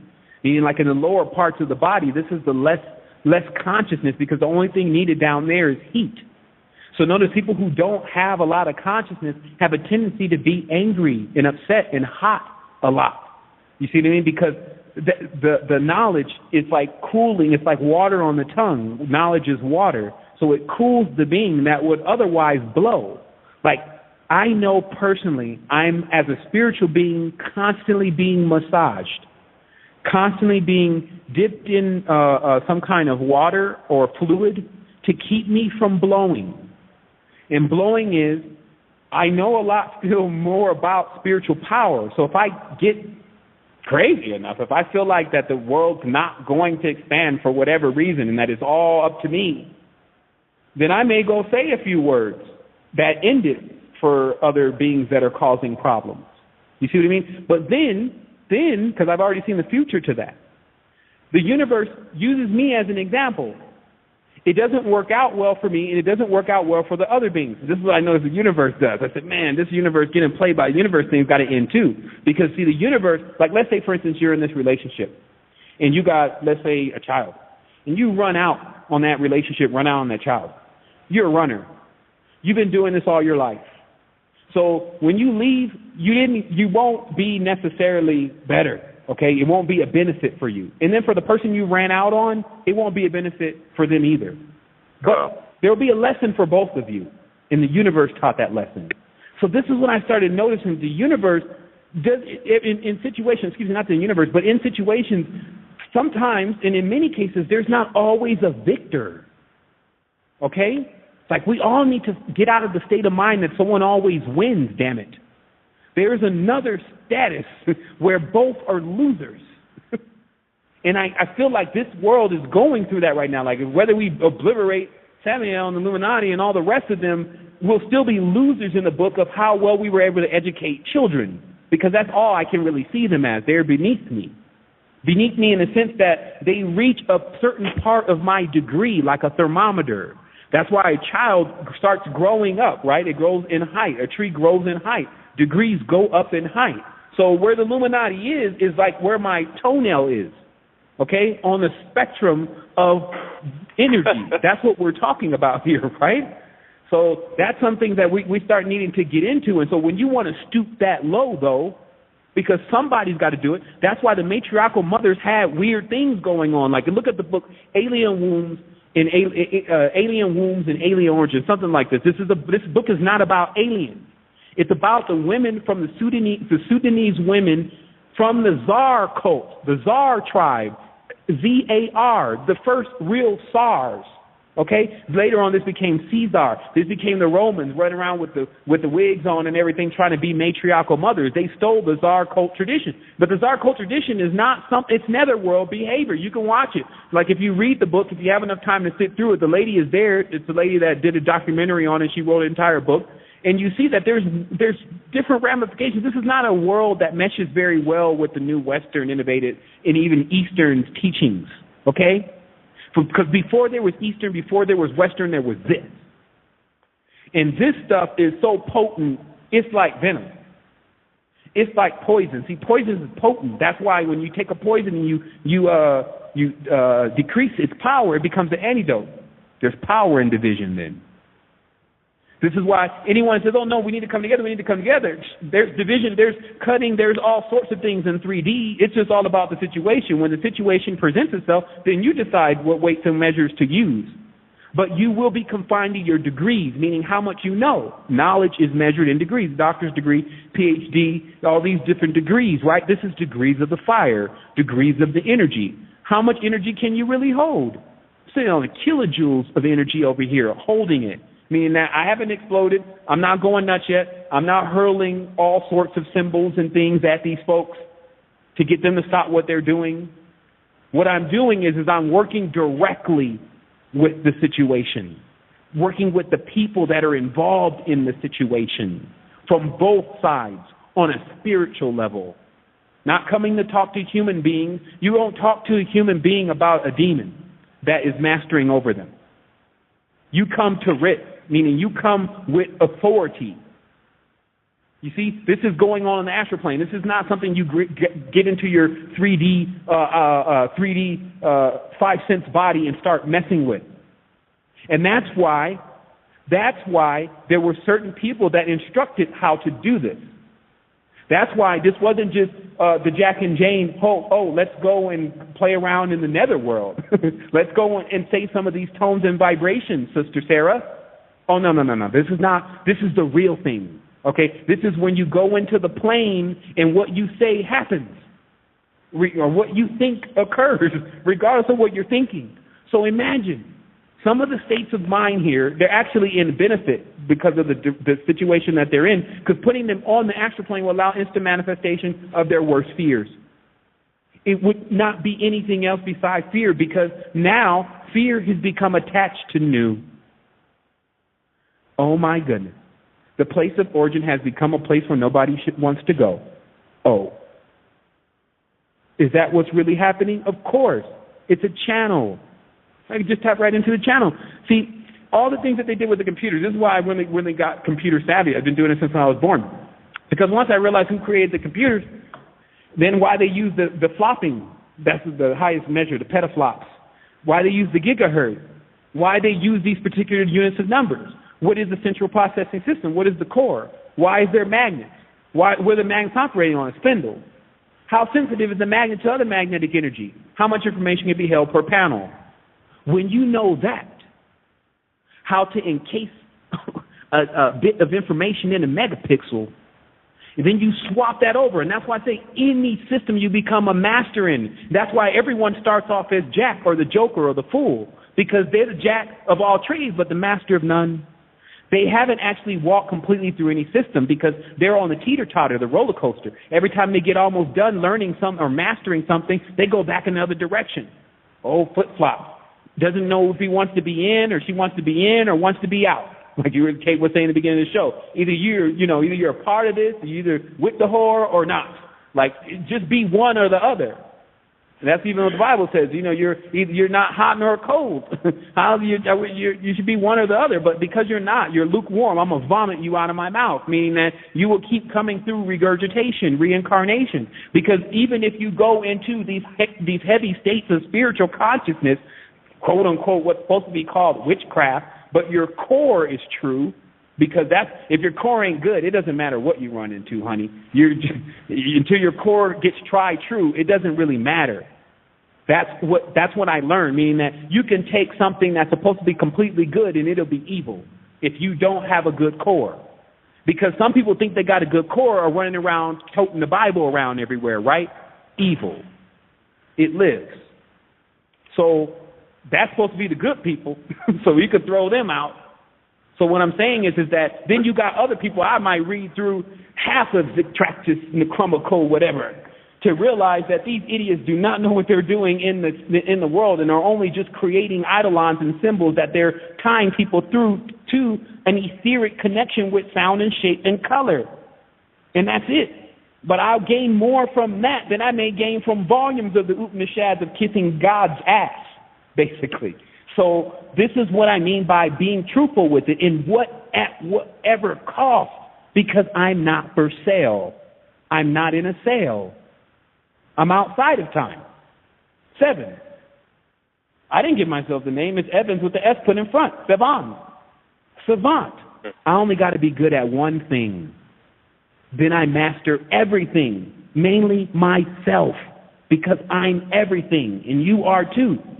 But the constant conjecture, meaning that, yes, we will find people reciting this same thing all around the globe right now. We're all in unison.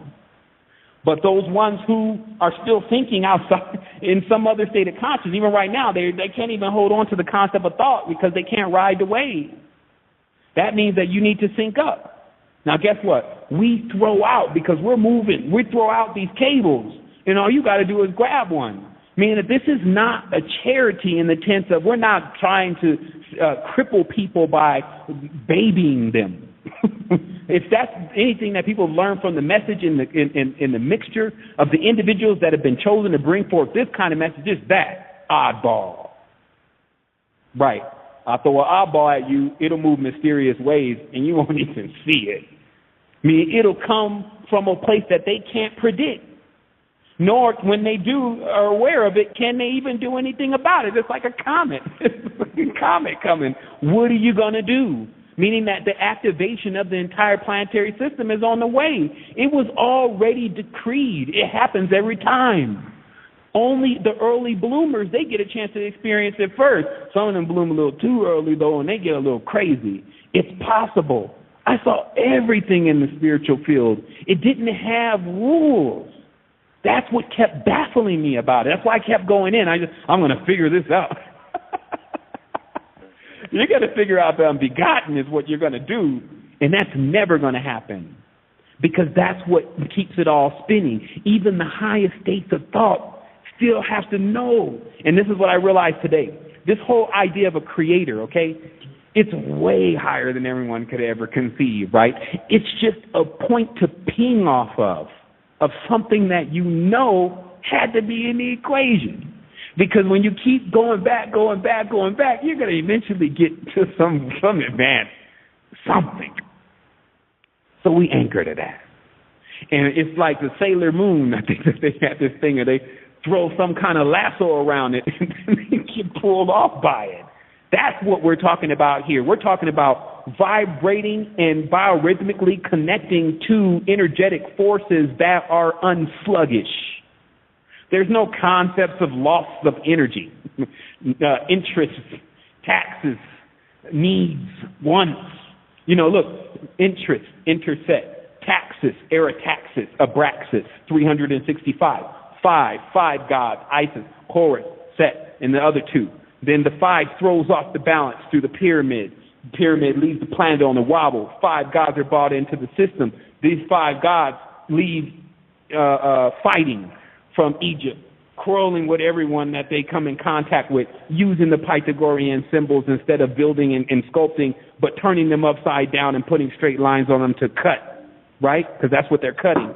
Skype, cutting holes in the dimension, opening up wombs and bringing distorted shapes, non-perfected forms into the reality, utilizing words, tones, and vibrations bought from a vulgar or vulgate turkey vulture, meaning the one who wears the bald-headed turkey vulture, Moho Mandan, the one who was opposed to the matriarchal clan, the ones that were recessive with the left side of their brains being recessive and causing an imbalance within their spiritual power, thus became sorcerer, depending on a source rather than themselves. You see, so this is the saga of mankind and woman, and we've been in this back and forth together in the same body, diving in, diving out, meaning the man dive into the vagina, then the girl come out, the man dives back into the vagina. You see Isis holding her son, who's her husband. This is a symbol meaning that we just keep diving in. He's a deep sea diver. He keeps going in the fire. His sex or six is on fire. He's plunging into fire, looking for the depth of something that is the origin of where he came or she came from. It came from the mother. Okay? And then there's some clarification because some people say, he keeps saying he. Ke in Hebrew actually means female. So there's a trick here with the term Yahweh because it actually refers to a female, an Amazon to be exact. Behold, we were on the island of Amazon. When you come onto the planet, the pheromones from most of the flowers that are here immediately put you into a daze and a sleep, a stupor of illusion. That's what the Mayans said. So this is what we have on these cogs at times. It's stories. This used to be, we used to sit by the campfires, right? And this used to be the greatest level of entertainment. It was like TV.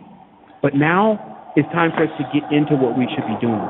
Taking all this now as just training and then going into action, because this is what you'll notice. And I'll say this and I'm done. In math, they teach you all this stuff, right, that later on you never even use. Most of the time you just grab a calculator. So the actual application then of 80% of what I mentioned today for the common person is very low. For the spiritual adept, it's very high. But I'm dealing with common people. The mission here is the masses. So this means that my actions then, because masses of asses is mass, okay? My frequency that I need to be dealing with is action, because action is a vivid thrust into 3D. It's a statement. Once I write a book, it can't be undone. I just lay my mark down. That's it. Nobody can do anything. Put his foot in it, whatever. You see what I mean? So those actions then, those are going to be what the people need as far as the ones that are in a numerous state of numbers, still confused in their own minds, etc. The ones that are in the wholeness, they could take these kind of conversations, they could do wonders with it. It's potent.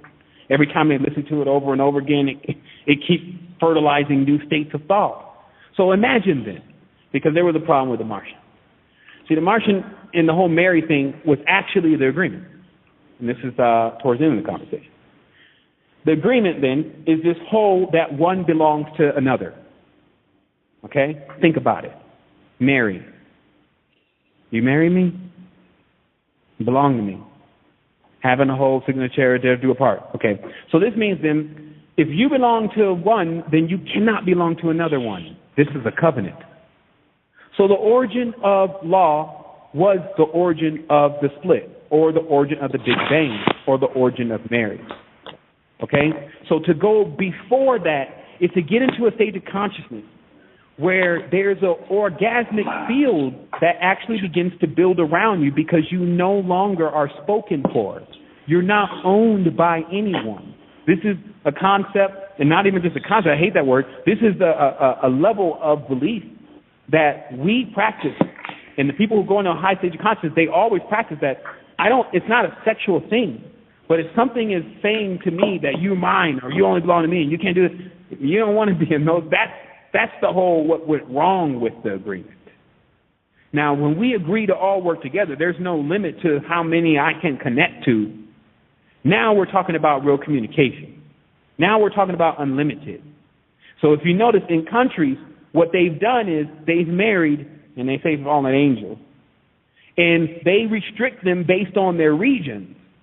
So in order to get over the port, you need, even through the portal, you need a passport, meaning you actually need another agreement with another entity to get through there. Now, Amaraka, the Amazon, was offering those kind of agreements, meaning that she was offering that if you wanted to go and start over, go to another place, the promised land, then you can link up with her and give her your child. Okay, and this is the covenant, by the way, of when the covenant is by the child. The child means a covenant. A coin is at times what the child is looked at. It's the altar itself, the sacrifice. Okay, so the children go into this new promised land. That's why in the Old Testament you notice there was a lot of people that actually didn't go to the promised land. Their children went. This is the metaphor.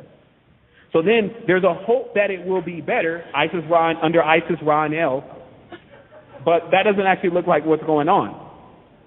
So people need to see that these covenants and these agreements that have been done by great-great-great-grandfathers and all this, yoking themselves, in God we trust, and they say, to the republic for which it stands. Oh, this is a republic? I thought this was a democracy. I mean, is there a typo there? No, this is a republic. So the republic is Rome.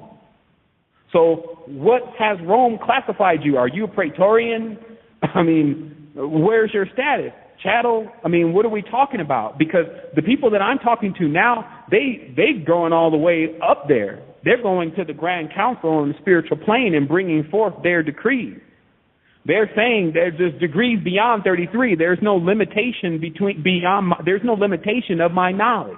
Notice how 33rd degree is an honorary degree, first of all. So 33rd degree is because you actually did something for the queen. Other than that, you're a 32nd degree. But there's a limit here. This is the 33 because these are the degrees of the 33rd fallen angels, meaning the 33rd disagreeable spirits that have fell to the planet. This means that a person is they're saying in a nutshell that you can only achieve the highest side of the incomplete part of yourself. One corner of the pyramid, which is what anytime threes are used, it means one part of the pyramid. So the highest degree that they can reach is one corner.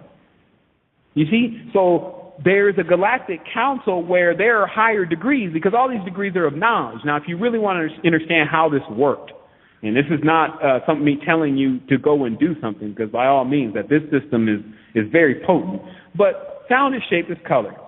So when firing a frequency into an open space, especially a space that's tessellated, the actual sign of the energy, like the actual sign that the sound actually makes, will form itself in fire.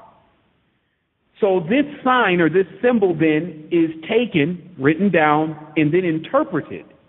And that becomes a degree. And so how the degrees are passed, and this is the original system, how the degrees are passed then is that they put the symbol in front of you. This is the ancient mystery school. They're not the judges of who processes and who doesn't. You are. There wasn't no carrot in front of a rabbit like, oh, if you do this, you'll get this. This was, if you are about what you say you are, you'll benefit. Here's the symbol. Tell us what it means. Now, there's a master key, meaning that one who is awake, who probably gave the symbol, wrote down what the symbol means, what it really means, what it actually means.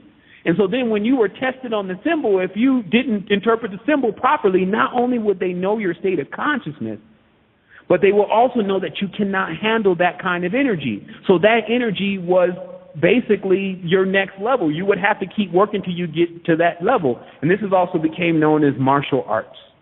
Okay? You would have to keep working martially, meaning through a war with yourself. None of this was external. The battlefield of Arunja was inside. So you would go on this war with yourself and keep battling the demon, meaning battling the diamond man, the actual cube, the actual 666 carbon-based life form that's still in its most densest state, carbon, almost lead, and you would have to battle him, meaning heat him up until he becomes a diamond, or it becomes a diamond. This is referring to it as he because of its nature. And then from that, make its transmutation by cutting its face or its facets, thus allowing it to actually shine, thus a shining one. And this is the jewels and the diadem of the crown of a sheik, meaning that these are what jewels mean for higher beings. So you need to also ask yourself, even on another scope, am I just another jewel in another crown? This is how you keep blowing back off the reality, and this whole process is called ate. I ate it. You start becoming so big that you stop seeing things separate. And then as you're doing that, you're actually consuming it. Even God is now inside of you. He's, like Yaldabaoth exclaims, I'm the only one, but from inside of the womb. So it's the same thing. God no longer is actually this creature who has dominion over you on Sunday. It becomes a small part of a concept of a Germanic ghost-faced God, because you really learn the meaning, and then you expand into that you are the supreme being, and you are to emulate the supreme being, your parent. You see what I mean? So this is what I'm talking about, baby. I ain't got nothing else to say. I mean, you told me. Oh, brother, 8 becomes 9, right? Or 8 to 9, and here we at. You brought it right. It becomes 9. The 9 is the Enneagram. That was all they practiced up in Kemet, because they didn't play the game. They didn't even play with the 7. They played with the 9. The 9 was like, that was the whole scope. That's the number that infinitely turned upon itself. That was their phi, man.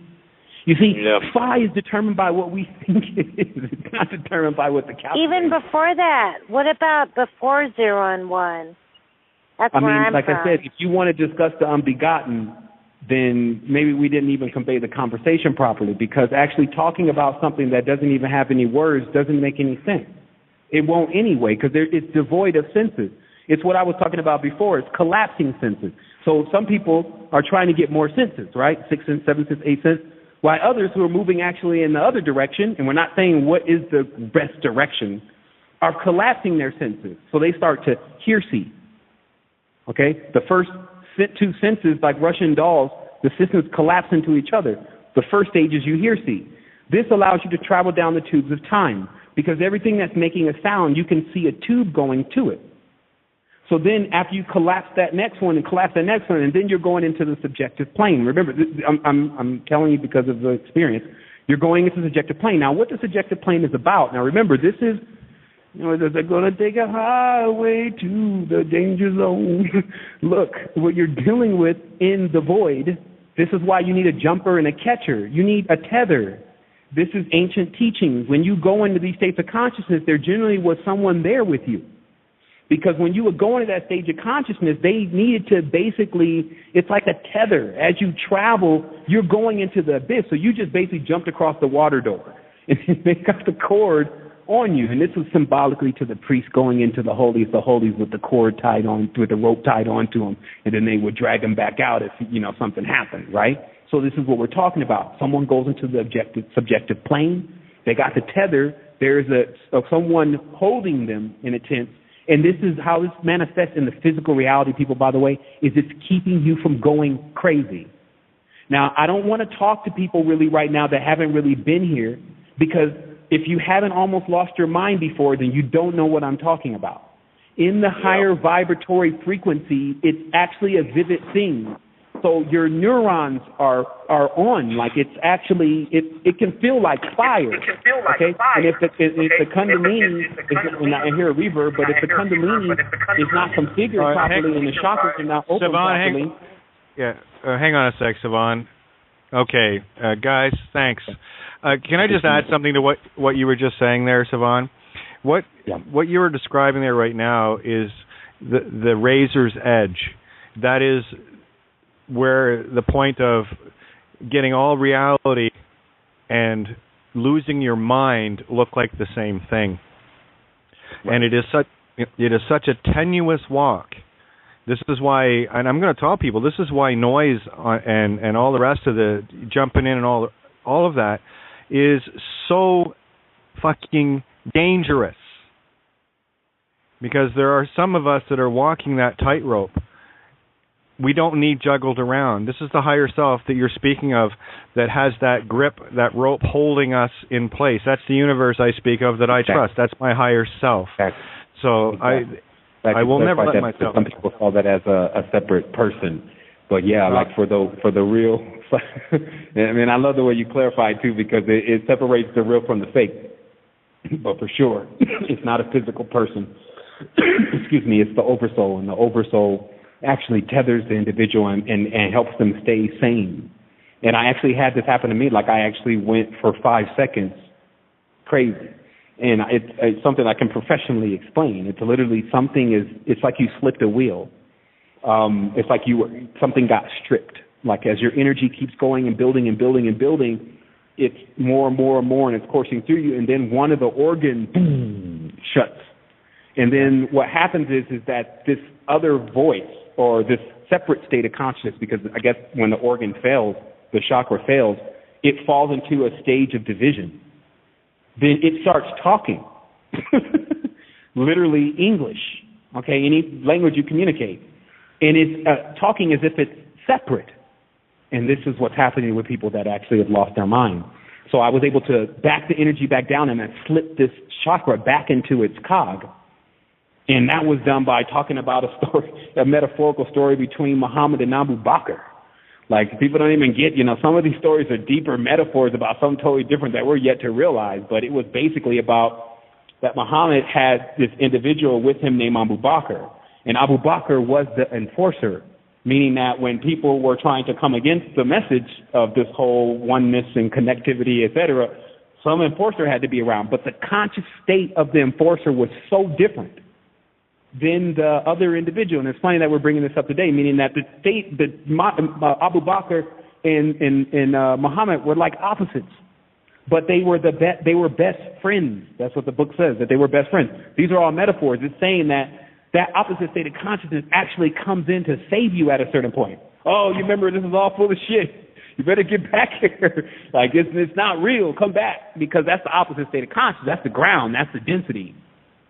So you also have people in your life that function as that. And I'm saying you want to get too many of these people, but remember, for really spiritually conscious people, they generally have some kind of partner that functions as their grounding. And this actually gives them greater amplification. It allows them, instead of flying around all the place, flying around all the time with ideas, it allows them to ground and sit down and actually build something. That's why that Fool card, Jack, the Joker, he has this pack on his back, right? And it's a red pack. And inside of that is everything. That's what they say in the card, that everything is inside that pack. But the problem with the Joker is, Jack, is that he won't unpack the pack. It's on his back. He's running. You see? And is about to step off a cliff. So these are all metaphors. In the deeper card, it shows him walking down Phi.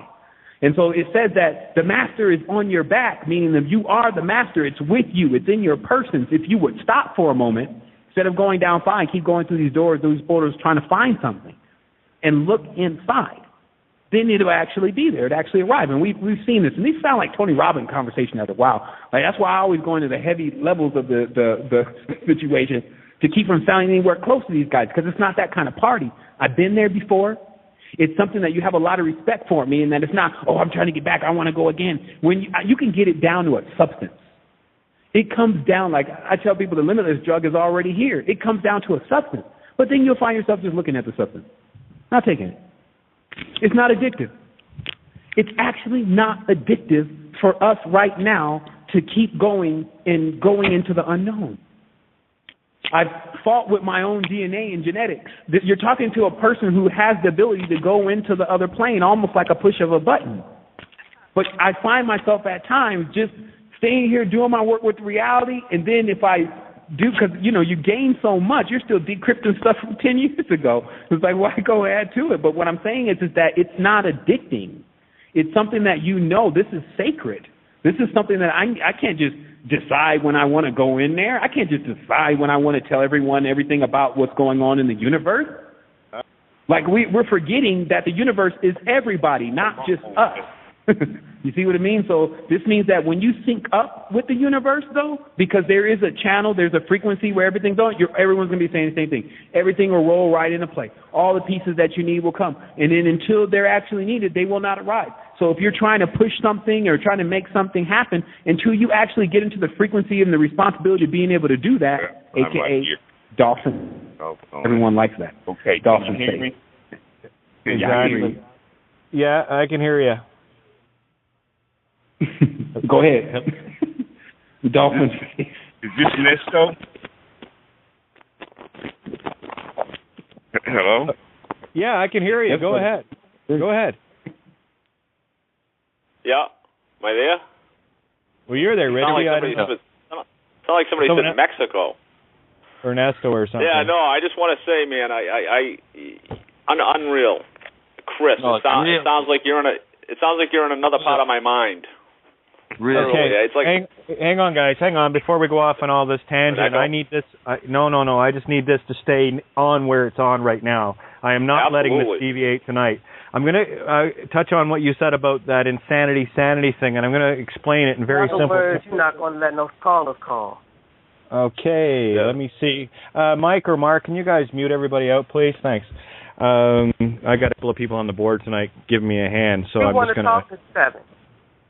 What's that? I know, hon. Let's just drill these points home, because he's touching on some beautiful things that maybe just need to be simplified one more time so that it sinks in. Let me tell you the difference between insanity and sanity. Insanity will approach you when everything you are doing in absolute benevolent truth, you are getting beat literally almost to death for doing. And I'll tell you, I had my 10-second moment in solitary. It was about 3.5 weeks in. So I know exactly what Sevan is talking about. And it is that one clear defining moment that says, no, I will not yield. And it's only when you get to that point of absolute standing in the truth, and that's the only thing that's going to set you free. And what Sevan has been sharing tonight is beyond magical. Because what he's doing is sharing exactly what we talk about, and he's hammering on the points home, as Ovita had posted. It's beautiful. So these are the little things that I want to make sure we stay on and just stay focused on it. There is no time right now for any sort of glossing or pedestaling or any of this. This is why I'm intolerant of it, because it takes us away from our mission. I'm done with the distractions. Okay? We stay on course here. And I'm going to be a bitch about it, because it's gotten very lax too often. And what Sevan has shared tonight, I need people to listen back 3 or 4 times until it really sinks in. And the stuff that's being revealed, I mean, the dots you're connecting, Sevan, are just reinforcing everything that we've talked about already, and then some. This is the joy. This is why I'm on 7 nights a week, Sevan, and anytime you feel the need just to verbally bleed, you show up here, and this table is yours. And I don't say that to many people, because what you're delivering tonight is razor-sharp, cutting-edge consciousness. And this is the shit that sets us free. I'm done playing in the fucking kindergarten playground. This can be a beautiful place. And the longer we dilly-dally around the real issues, the longer it takes, and the more the children will cry and whine. Oh, what's taking so long? What's taking so long? Well, if you'd shut up and do your work, like the rest of us, it would go a little quicker. That's all. You know? So just keep that in mind, guys, because this is about concepts now. For those that know what's really going on here, we know how close we are. And I'm so glad Sevan brought that up. Those that are not quite there have not any idea of how close we are to just going, snap, the game is done. And this energy is very difficult to stabilize on the best of days, let alone try to hold your own position in it while you're trying to hold the positions of others. So just be mindful of everything Sevan has said tonight and really sit back with it. Sevan is one of the most respected teachers on this planet. That's my perspective. And one of the very few on my very, very, very short list. He gets the job done, and I am, well, let's talk about pride being one of the 7 deadly sins, but on this case, I am proud to walk shoulder to shoulder with people like Sevan and everyone here. So let's get her done.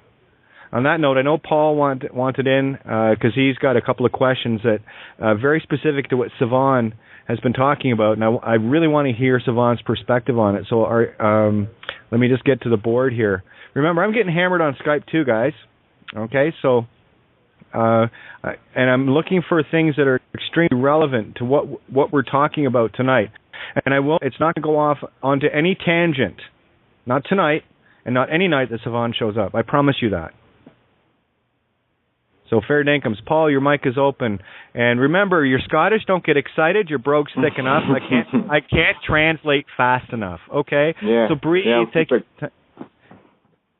I'll keep just it imagine. quiet, yeah.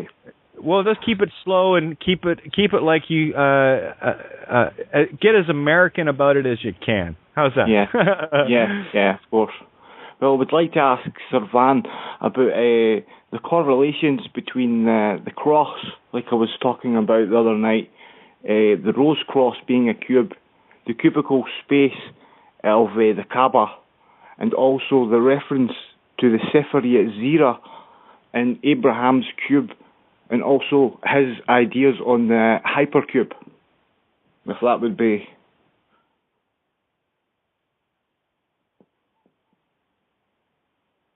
Hello? Okay, right, well, I'm glad I got unmuted. Okay, do not... Hang on. Somebody, when you told somebody to cut the mic, they went and cut everything. Yeah, okay, guys. Sevan is on 506. Touch that one again and you're all fired.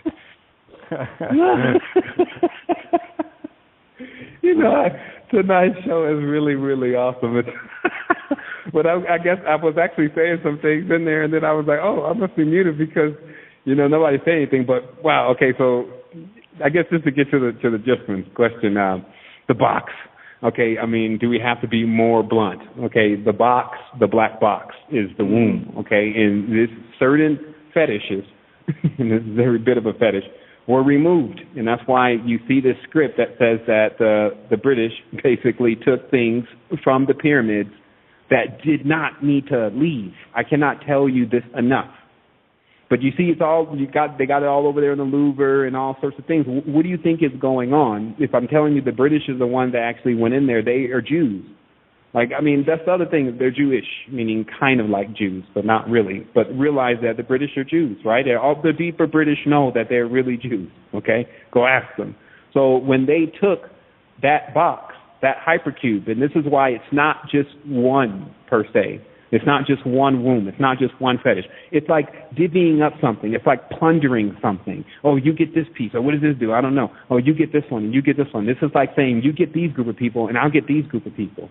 So this is what you see as quote-unquote agreements of the fallen angels. The fallen angels divided the world, as they're saying, into these different regions, right? And then these regions became bounded by their territory, by the lines of their territory, and that these entities were in harmony with one another on their agreement, and that they were only 33rd of them, meaning that forget that this is all actually real beings and things. We're just using a cryptic way of explaining exactly what's going on in a reality, okay? That the usurping of the system has been done because disposition, a diaspora. This is when you move one spore or something that fertilizes an area off of its territory. And then thus it creates a chain reaction of other things going to war with other things and them being moved off their territory. So this means that if one island, this is hidden in the tale of Atlantis whose island sunk. This means if one island sunk and then these priests got in their boat and then had to find new territory because they sunk their mother, now they got to go on land somewhere and create their own territory, their vessel. So this is why a courthouse is a vessel docked on land. It is actually a ship, and it has its own language. And the moment you walk in there, because all the granite comes from Elberton, Georgia, those are the giants, the elves, but they're not males. So I went through these places. I was right in Atlanta or Atlantis when this whole metamorphosis took place. I was showed everything. I was showed that they can even travel from that Georgia to the other Georgia via the rail station through the feed. That it's a different level. It's like the Watchmen and some shit like that. Like, you got to understand, they're dealing with Hadron Colliders. Fast forward yourself and imagine if you have a Hadron Collider, if you have the way to shape and fashion and fabricate large pieces of metal into perfect symmetry to spin them and then to collide particles against each other to see what the result is of the quirk, meaning that you need the energy that's actually formed from that explosion so that way you can tap into something greater than cold fusion. Then you can use that as the energy source to power a time machine. Then you can go back down the tunnels of time in an actual external vehicle rather than an internal one where it'll hold you account. You actually get stuck in time. This is a person gone crazy. They're stuck in the one altar in their mind, right? So you can't make it back. And I literally witnessed a guy that was in the room with me when I went through the transformation. He touched me, and he went too. But he said he went down and he was coming back up, and he saw this light, and the light started to get dim, and then he couldn't see anything. He felt trapped. And then what I was prompted to do, because this was like 15, 20 minutes of this, he had gone. He kept saying the same 3 words over and over again. It was scary. Like, I didn't know what to do. Everything was running through my mind. Remember, I'm an intelligent individual, so I'm like, oh, shit, when the police get here, this shit's going to be crazy because they're going to try to wonder what's up with him and what's up with me. And I'm fast-forwarding all this. And then, meanwhile, my consciousness is already in another state, and it's like, just relax. You just need to relax. And then I kept looking at my hands, and my hands had so much power in them because they bared what I had where I had gone, and I had brought it back. I just couldn't actually see it physically. And so then it was like, this oversoul is like, use the word and call him back. And some people email me about the word. They want to know the word. I'm not giving people the word. So I used the word, and he said when I used the word, it looked like a light, and he rushed to it. He came back, and by the time he was just about to come back into this world, I had already gone to such a far state of mind, I had seen him as the devil. I actually was in the room with my antithesis somehow. Like through life, I had ended up meeting my antithesis. And this guy was still around when I was going through the spiritual stages because he just wanted to continue to make money. And he was like, oh, he'll eventually stabilize out. It's a deep story. He transformed himself. He was the lowest level. He was a pimp, an imp. Under the emperor, I stole him from the emperor and gave him his life back. You see, this is a whole different thing going on. People think like when you look at my face, you look at what they've been through, but I tell you what's true. This is one thing I always been wanting to talk about. I'll talk about something tonight I never talked about to anyone. Because when you wear white, it's easy to see a stain. Meaning that when you do everything right, when one thing slips by you, everyone judges you on that. And tonight I'll tell everyone this is the situation between me and my brother Lyndon Otter. Because they tore us from each other through Stuart Swerdlow, using psychomancy, using different levels of power I wasn't even aware of yet. I mean, these people, they can make you do things that you don't even know why you did. And this was Appendix B in the Code of the Matrix. I put my name and said I wrote something that I didn't write. In the end, 10 or 15 pages. People know me, I wrote thousands of blogs to date, long ones, 20,000 emails. Why would I need to write someone else's stuff and say it's mine? Oops. After that day, I firewall my mind. I should have did it before then, but you have to learn the lesson. I Willy Wonka for a while. I went into my factory. I realized that humanity was not interested in me trying to save humanity. They were interested in proving me to be false. And even the people on the radio were saying, this is weird. This feels like some kind of ritual. It was. It was my initiation into reality, or should I say actuality, how things really are, Sevan. Not the way you want them to be. Understand the difference. Now you go to real school, invisible college, where every scenario that you go to will have some deeper meaning.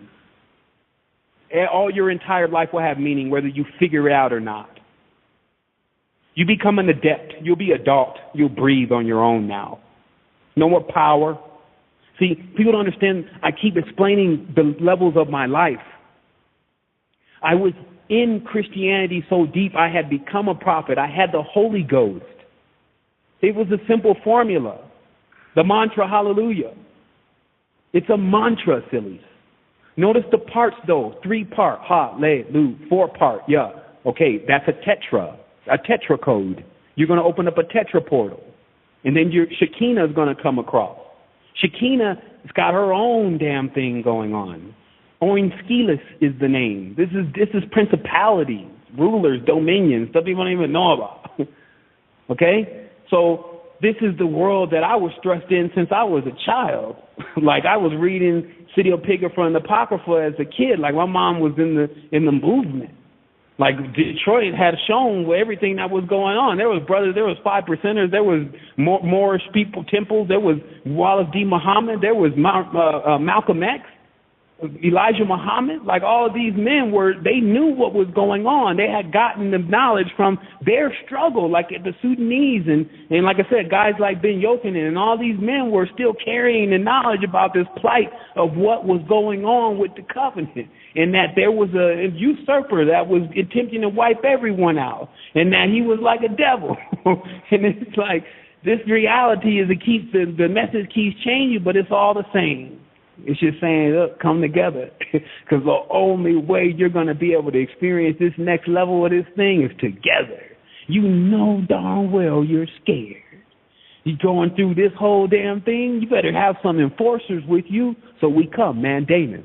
Meaning that when we come through, this is not like, oh, what are they going to do next? Man, the only way we're going to cease to live like that is not through any physical means. It's going to be because we experience who we are on a spiritual level. And then that is going to give us the courage, like Santos on the courthouse steps in front of the dragon.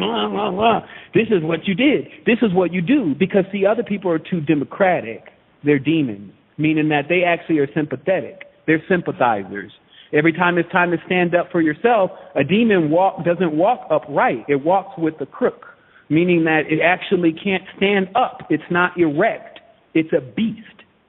So until you can straighten your spine up, meaning have some manhood, womanhood about you, and actually speak, meaning not just the language. Language doesn't mean anything over your intention. And you speak with authority.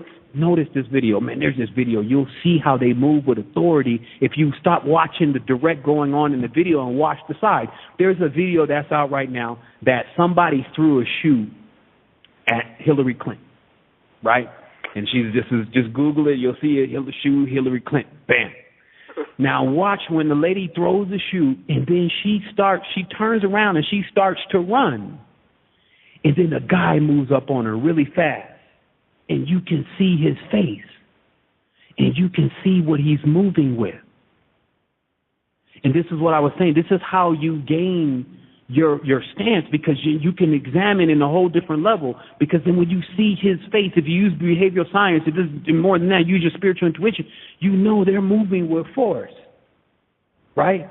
And then so when I say they're moving with force, that pings something. This is how I get knowledge. And then it says, yes, Air Force.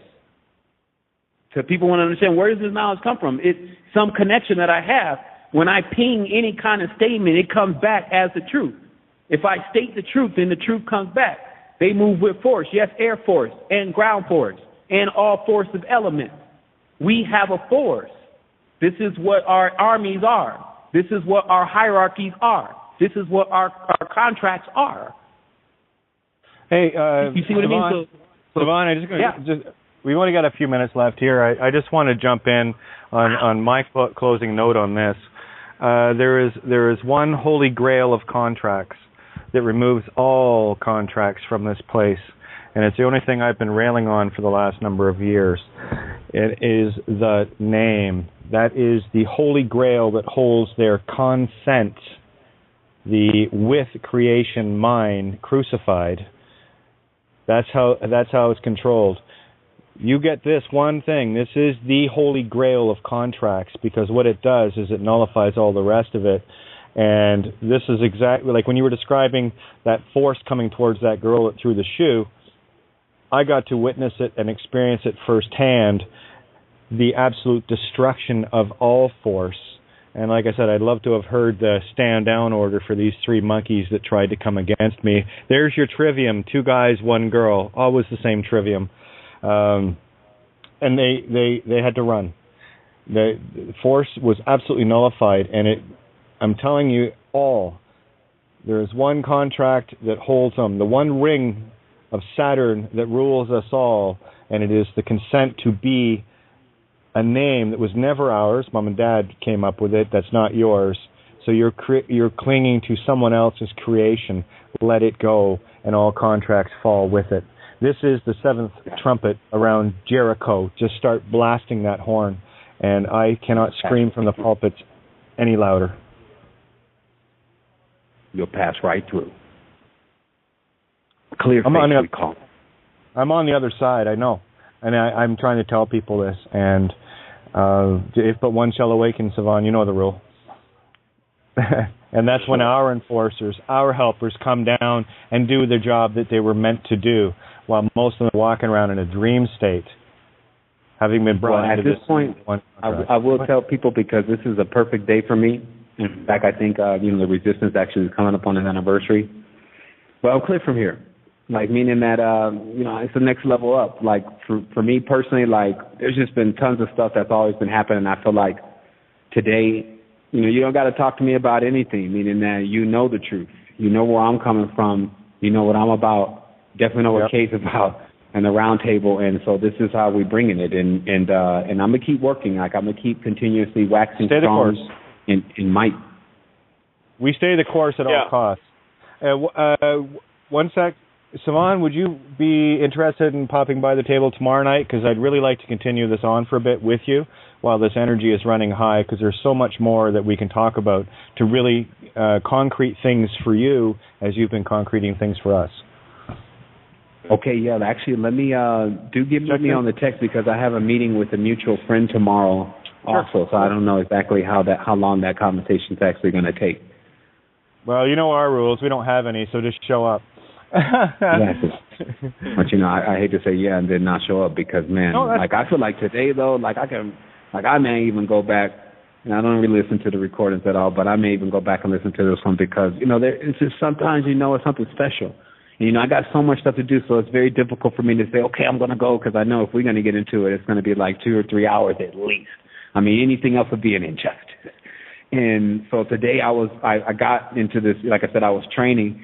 And then I had built up so much energy, and then I went into the shower, and then boom, I got hit with this huge download, and it was like, it's because of this again. But just remember, right now, this is a call. I know we're about to go off the line here, but there's some people, man, they know what they are. Like the other people that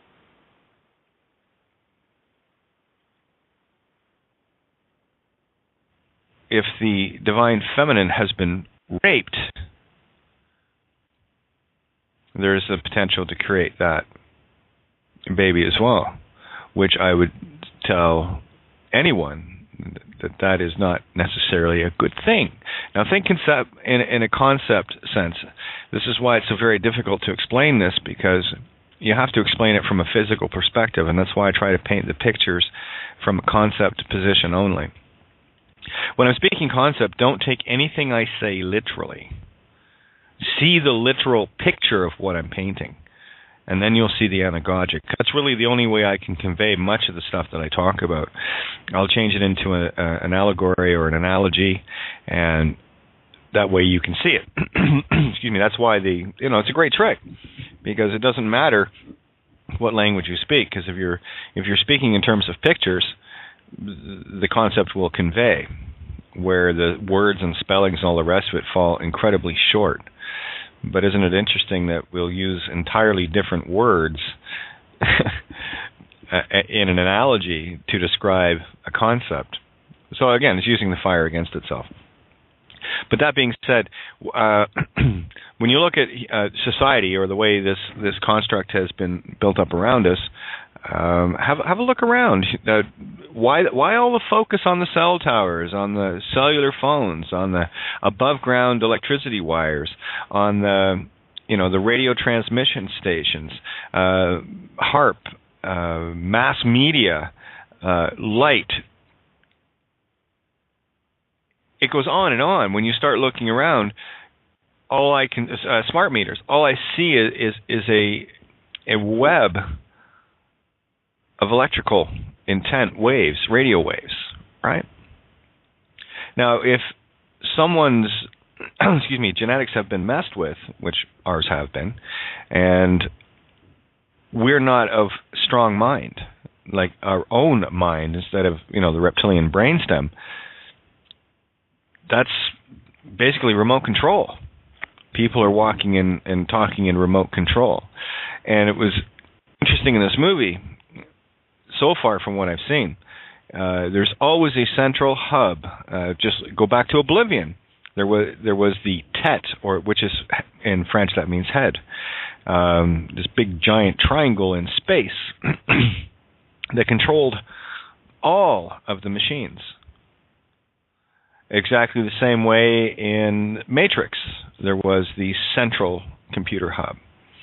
Same way in Terminator, there was the Skynet, where it became self-aware and created, drones. And isn't it funny that that's exactly how our system in the physical works as well, in that you have one queen bee and all the little drones around it, which also lends more credence to the whole idea of registration and all the rest of it. And all it has to be gotten from anyone is their consent. One agreement is all it takes. One agreement in that system, in any way, shape, or form, creates all the consent that is required. If you agree with something to any degree whatsoever, you will see the reflected mirror of how much control is being exercised over you. The whole ability of animation is of that life source has been, what's the best word to use for this? Well, duped, basically, just duped by, in ignorance, out of that consent and ability to create our own realities, where I've got so many thoughts I want to get out here right now, it's just crazy. Let me simplify. If someone has an idea, it is powerless in this universe. There is only one thing that can empower that idea. That's agreement. An idea is only going to manifest if it can connect 2 points of consciousness to agree. That's how realities are created. Our reality that we have around us is created simply because we agree it is what it is, and we continue to agree it is what it is, based on broken calculators for the most part. And what I noticed about this Battle Los Angeles was these entities that are attacking, right? It's funny, they're coming after the water, right? They're trying to drain the truth. Well, if you're draining the truth out of something, it means you're filling it with lies, right? So it's just a mirror. And the only way that the people could be tracked were through radio frequencies. And I've talked many times about the reptilian brainstem being just that. It's a transceiver. It is garbage in, garbage out in terms of this, electricity poisoned world. Remember, electricity is the masculine intent, and it also is pure feminine in that electrons are the feminine aspect. So it's a bit of a catch-22 that we're playing here, and all I'm trying to do is stay in the now. And here's the easiest way to stay in the now. If you look, there's many ways, but here's another way. It's like watching a movie that would be deemed fantasy. I see it literally. And something that is being sold to me literally, I see it as fantasy. I just turn it completely over on top of itself. So if you were to take a movie, let's say like Battle Los Angeles, and look at it literally as being real, the truth will just jump out at you. Because, again, what is real and what isn't real? The only thing that would be deemed real is that which we agree is real.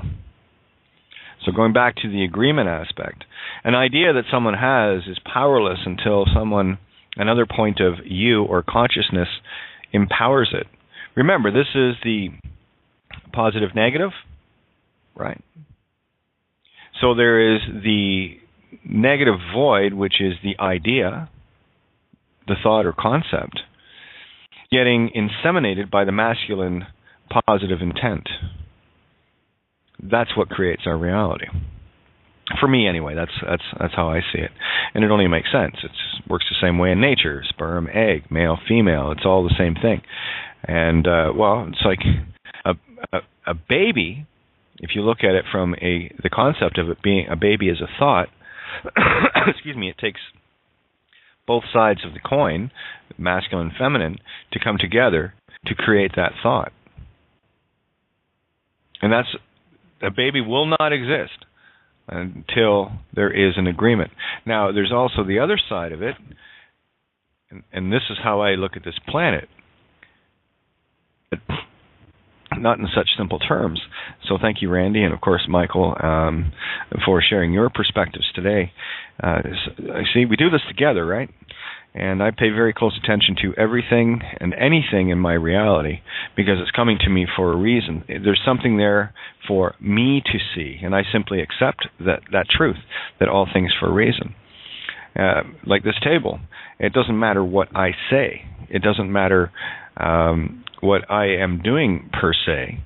What matters is what resonates. And in the neutral seeking of truth, it's not, well, that's Kate's idea, let's use that, or that's so-and-so's idea, let's use that. No. This is simply observing truth for its self-evident nature and going, yeah, that works for me. I can get that energy for me. And it's just a concept. This is why I am so very careful with spiritual contracts. What I agree with or not are the intents of what is being shared. Again, I observe only from an energetic perspective. Kind of makes a mess of the physical game, but it really clarifies it for me. So to continue on what Randy said, it said, yeah, it hit me because I'm in contact with some folks at the Bundy Ranch, told them the name fraud, hoping they knew a bit about it, but nada, they didn't. The evolution of the trap, I'm glad to assist in any way with you. Well, we see that's it. We all do this together. And in as much as this table is here for all of us, and why we come here, that we all come here for our own reasons. I would like to simply think that we're here to find truth, and that's all. And it doesn't matter who's pushing the buttons on the board and who's doing what. We are all playing that role together to get as many pieces of this puzzle put in place where the picture is getting clearer and clearer and clearer every single day. You know, I haven't got through it all yet. I tried last night, but just couldn't get there. But I was watching Battle Los Angeles, and what a beautiful allegory for the fear frequency. And it's exactly the same as After Earth, just told from a different perspective, but it's the same thing. And what I've got out of this so far, I'm really looking forward to seeing the culminations here. But again, this is every story is the Christ consciousness story. And remember, Jesus and Muhammad and Buddha and all the rest, they were men, all teaching the state of being that we refer to as Christ consciousness, awareness, full awakening, for lack of a better term. And look what the Roman Church has done, and every other religion for that matter. It doesn't really matter. They're all created by the same entities. Getting people to personify that consciousness in a meat stick, where everything in the physical realm is very easy to illustrate as being dead. That's what a life cycle is. And the only thing that keeps anything in the physical reality alive is you and the energy, the life force. That's what you are. The same thing with the tree or whatever. They all contain life source. And without that life source, they're dead. So we animate this world, right? We take the inanimate and animate it. And that hole you have to walk on, it suddenly expands itself into infinitely wide on both sides. And there's no chance of falling because that's what truth does. You may have illusions of, fail here and fail there, but it's not about that at all. For me anyway, what was being tested with me at each point was, one, how dedicated to this am I in terms of standing in truth? How strong is my resolve? And how willing am I just to stand and say, no, I'm not going to take that shit. Sorry, that's not in my psyche. That's not my law. That might be your definition of someone else's nonsense. But I know my own heart. Only I, like you, only I know my experience. Only I can know who and what I am, in the same way that only you can know this. No one can know your name, ever. Name means way. You're the only one that has walked that path, just like I'm the only one that's walked mine. We walk very allegorically, anagogically, identical paths. It's a fractal. We just have different perspectives of it, different points of view on it. So what Randy had posted to me as well, and I'd love for the people at the Bundy Ranch to get this information. Anyone that's having any issues with system needs to get this information, because see, here's the joy of this. If you are anyone that is in a situation, what you have there is a golden opportunity of an open door, because what you have is the invitation. Right? That's all you need. You're getting handed an invitation, so it's their consent that you're going to be getting, not the other way around. Okay, and I'll get into that. I'll probably have to write an essay about that one.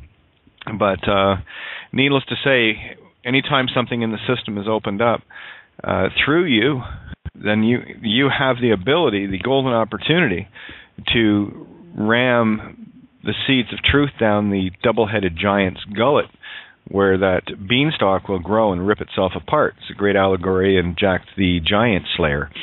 That is just like one of the prima allegoricals of what I'm talking about right now, of getting the seeds of truth down the throats. Remember, anything to do with the mouth, throat, neck is all about Taurus, or the bull. Bible, Roman bulls, Wall Street bulls. Bull means creation. It's a excuse me. It's a Taurus field, right?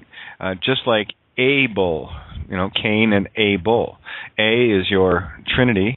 The A, which is culmination of himself, herself, itself within you. When you have the aha moments, right? That's where the bridge duality joins and becomes pointed at the top. So that's from below to above, which is pure intent creation. So a bull means that you have two, your toroidal field or Taurus field. And all of this information, I know it can sound very, very complex and confusing, but it's not. It is blindingly simple. That's why it has the illusion of being complicated. And all one has to do is sit and listen to the sounds. But here's what Randy had shared. What if we spelled this legal law thing out for people throughout the past to know? I wonder where we'd begin. And I wrote back, that's actually a great idea, the evolution of the trap. And this has kind of been rattling around the back of my head. You're listening to Kate of Gaia on Critical Mass Radio. The game is up. Now, it's our turn. Good evening. Welcome to Saturday night here on criticalmassradio.co.uk. Yours truly, Kate of Gaia, outside the box. And I'm going to touch on a bunch of things tonight. Again, constant little reminders from people, and I greatly appreciate them as far as what is needed to be talked about, revisited, looked at in new units of now. Because as we move forward in our own awakening, individually, we do this individually, and we do it collectively here. It's very easy to forget the things that others that aren't quite as far along aren't quite grasping. You see, and for me, it's always the catch-22, down if you do, down if you don't, because when you start talking about anything regarding the system, excuse me, it just reinstates the original program. So it's really a very fine line, but it's definitely information that people need to look at. So I was talking with a different Michael earlier today, who has had some interesting fun, and definitely tackling things from exactly the same perspective I would tackle things from. And it's about knowing who oneself is and just saying, to hell with this, I'll take my tests and I'll have a go with it. And everything is perfect, all things for a reason. One of the things that and this came up in a couple of conversations, actually Randy had pretty much posted the same concept around the same time. What are the odds of that? Apparently pretty good. And here, I'm going to go back to the text, because this really kind of sums up exactly what I want to get into a bit tonight. And what I'm going to do over the next day or so is go through the website kateofgaia.wordpress.com, and I'm going to have a look at what's there, and then what I will do is try to codify things from an evolutionary from there to here breakdown. Because there are essays that have the concepts to help people understand the legal stuff as to why it is the intent that's contained within it. It's not that it's a remedy. It's what it's doing is exposing truth within the system, and that's the real trick of this tale here. It's not so much that others get these concepts. It's only important that you do. And once you do, then you can, do whatever you want as far as sharing this information with those in the system or out. Doesn't really matter. But, I'll keep going back to the fact that there's no half in or half out of the Whore of Babylon. You're either in bed with her in all contracts, or you're out of bed with her in all contracts. And let's not get stuck on the physical here, because that's exactly, 100% of the time, that's exactly where people are. I know that because that's where I am, and that's where I came through. So it really is about separating the oil and the water here. So you start seeing things from the spiritual or oil perspective. Unfortunately for the ego program, it deals only in the physical realm. So it's a very tight rope to walk, and it's a very narrow.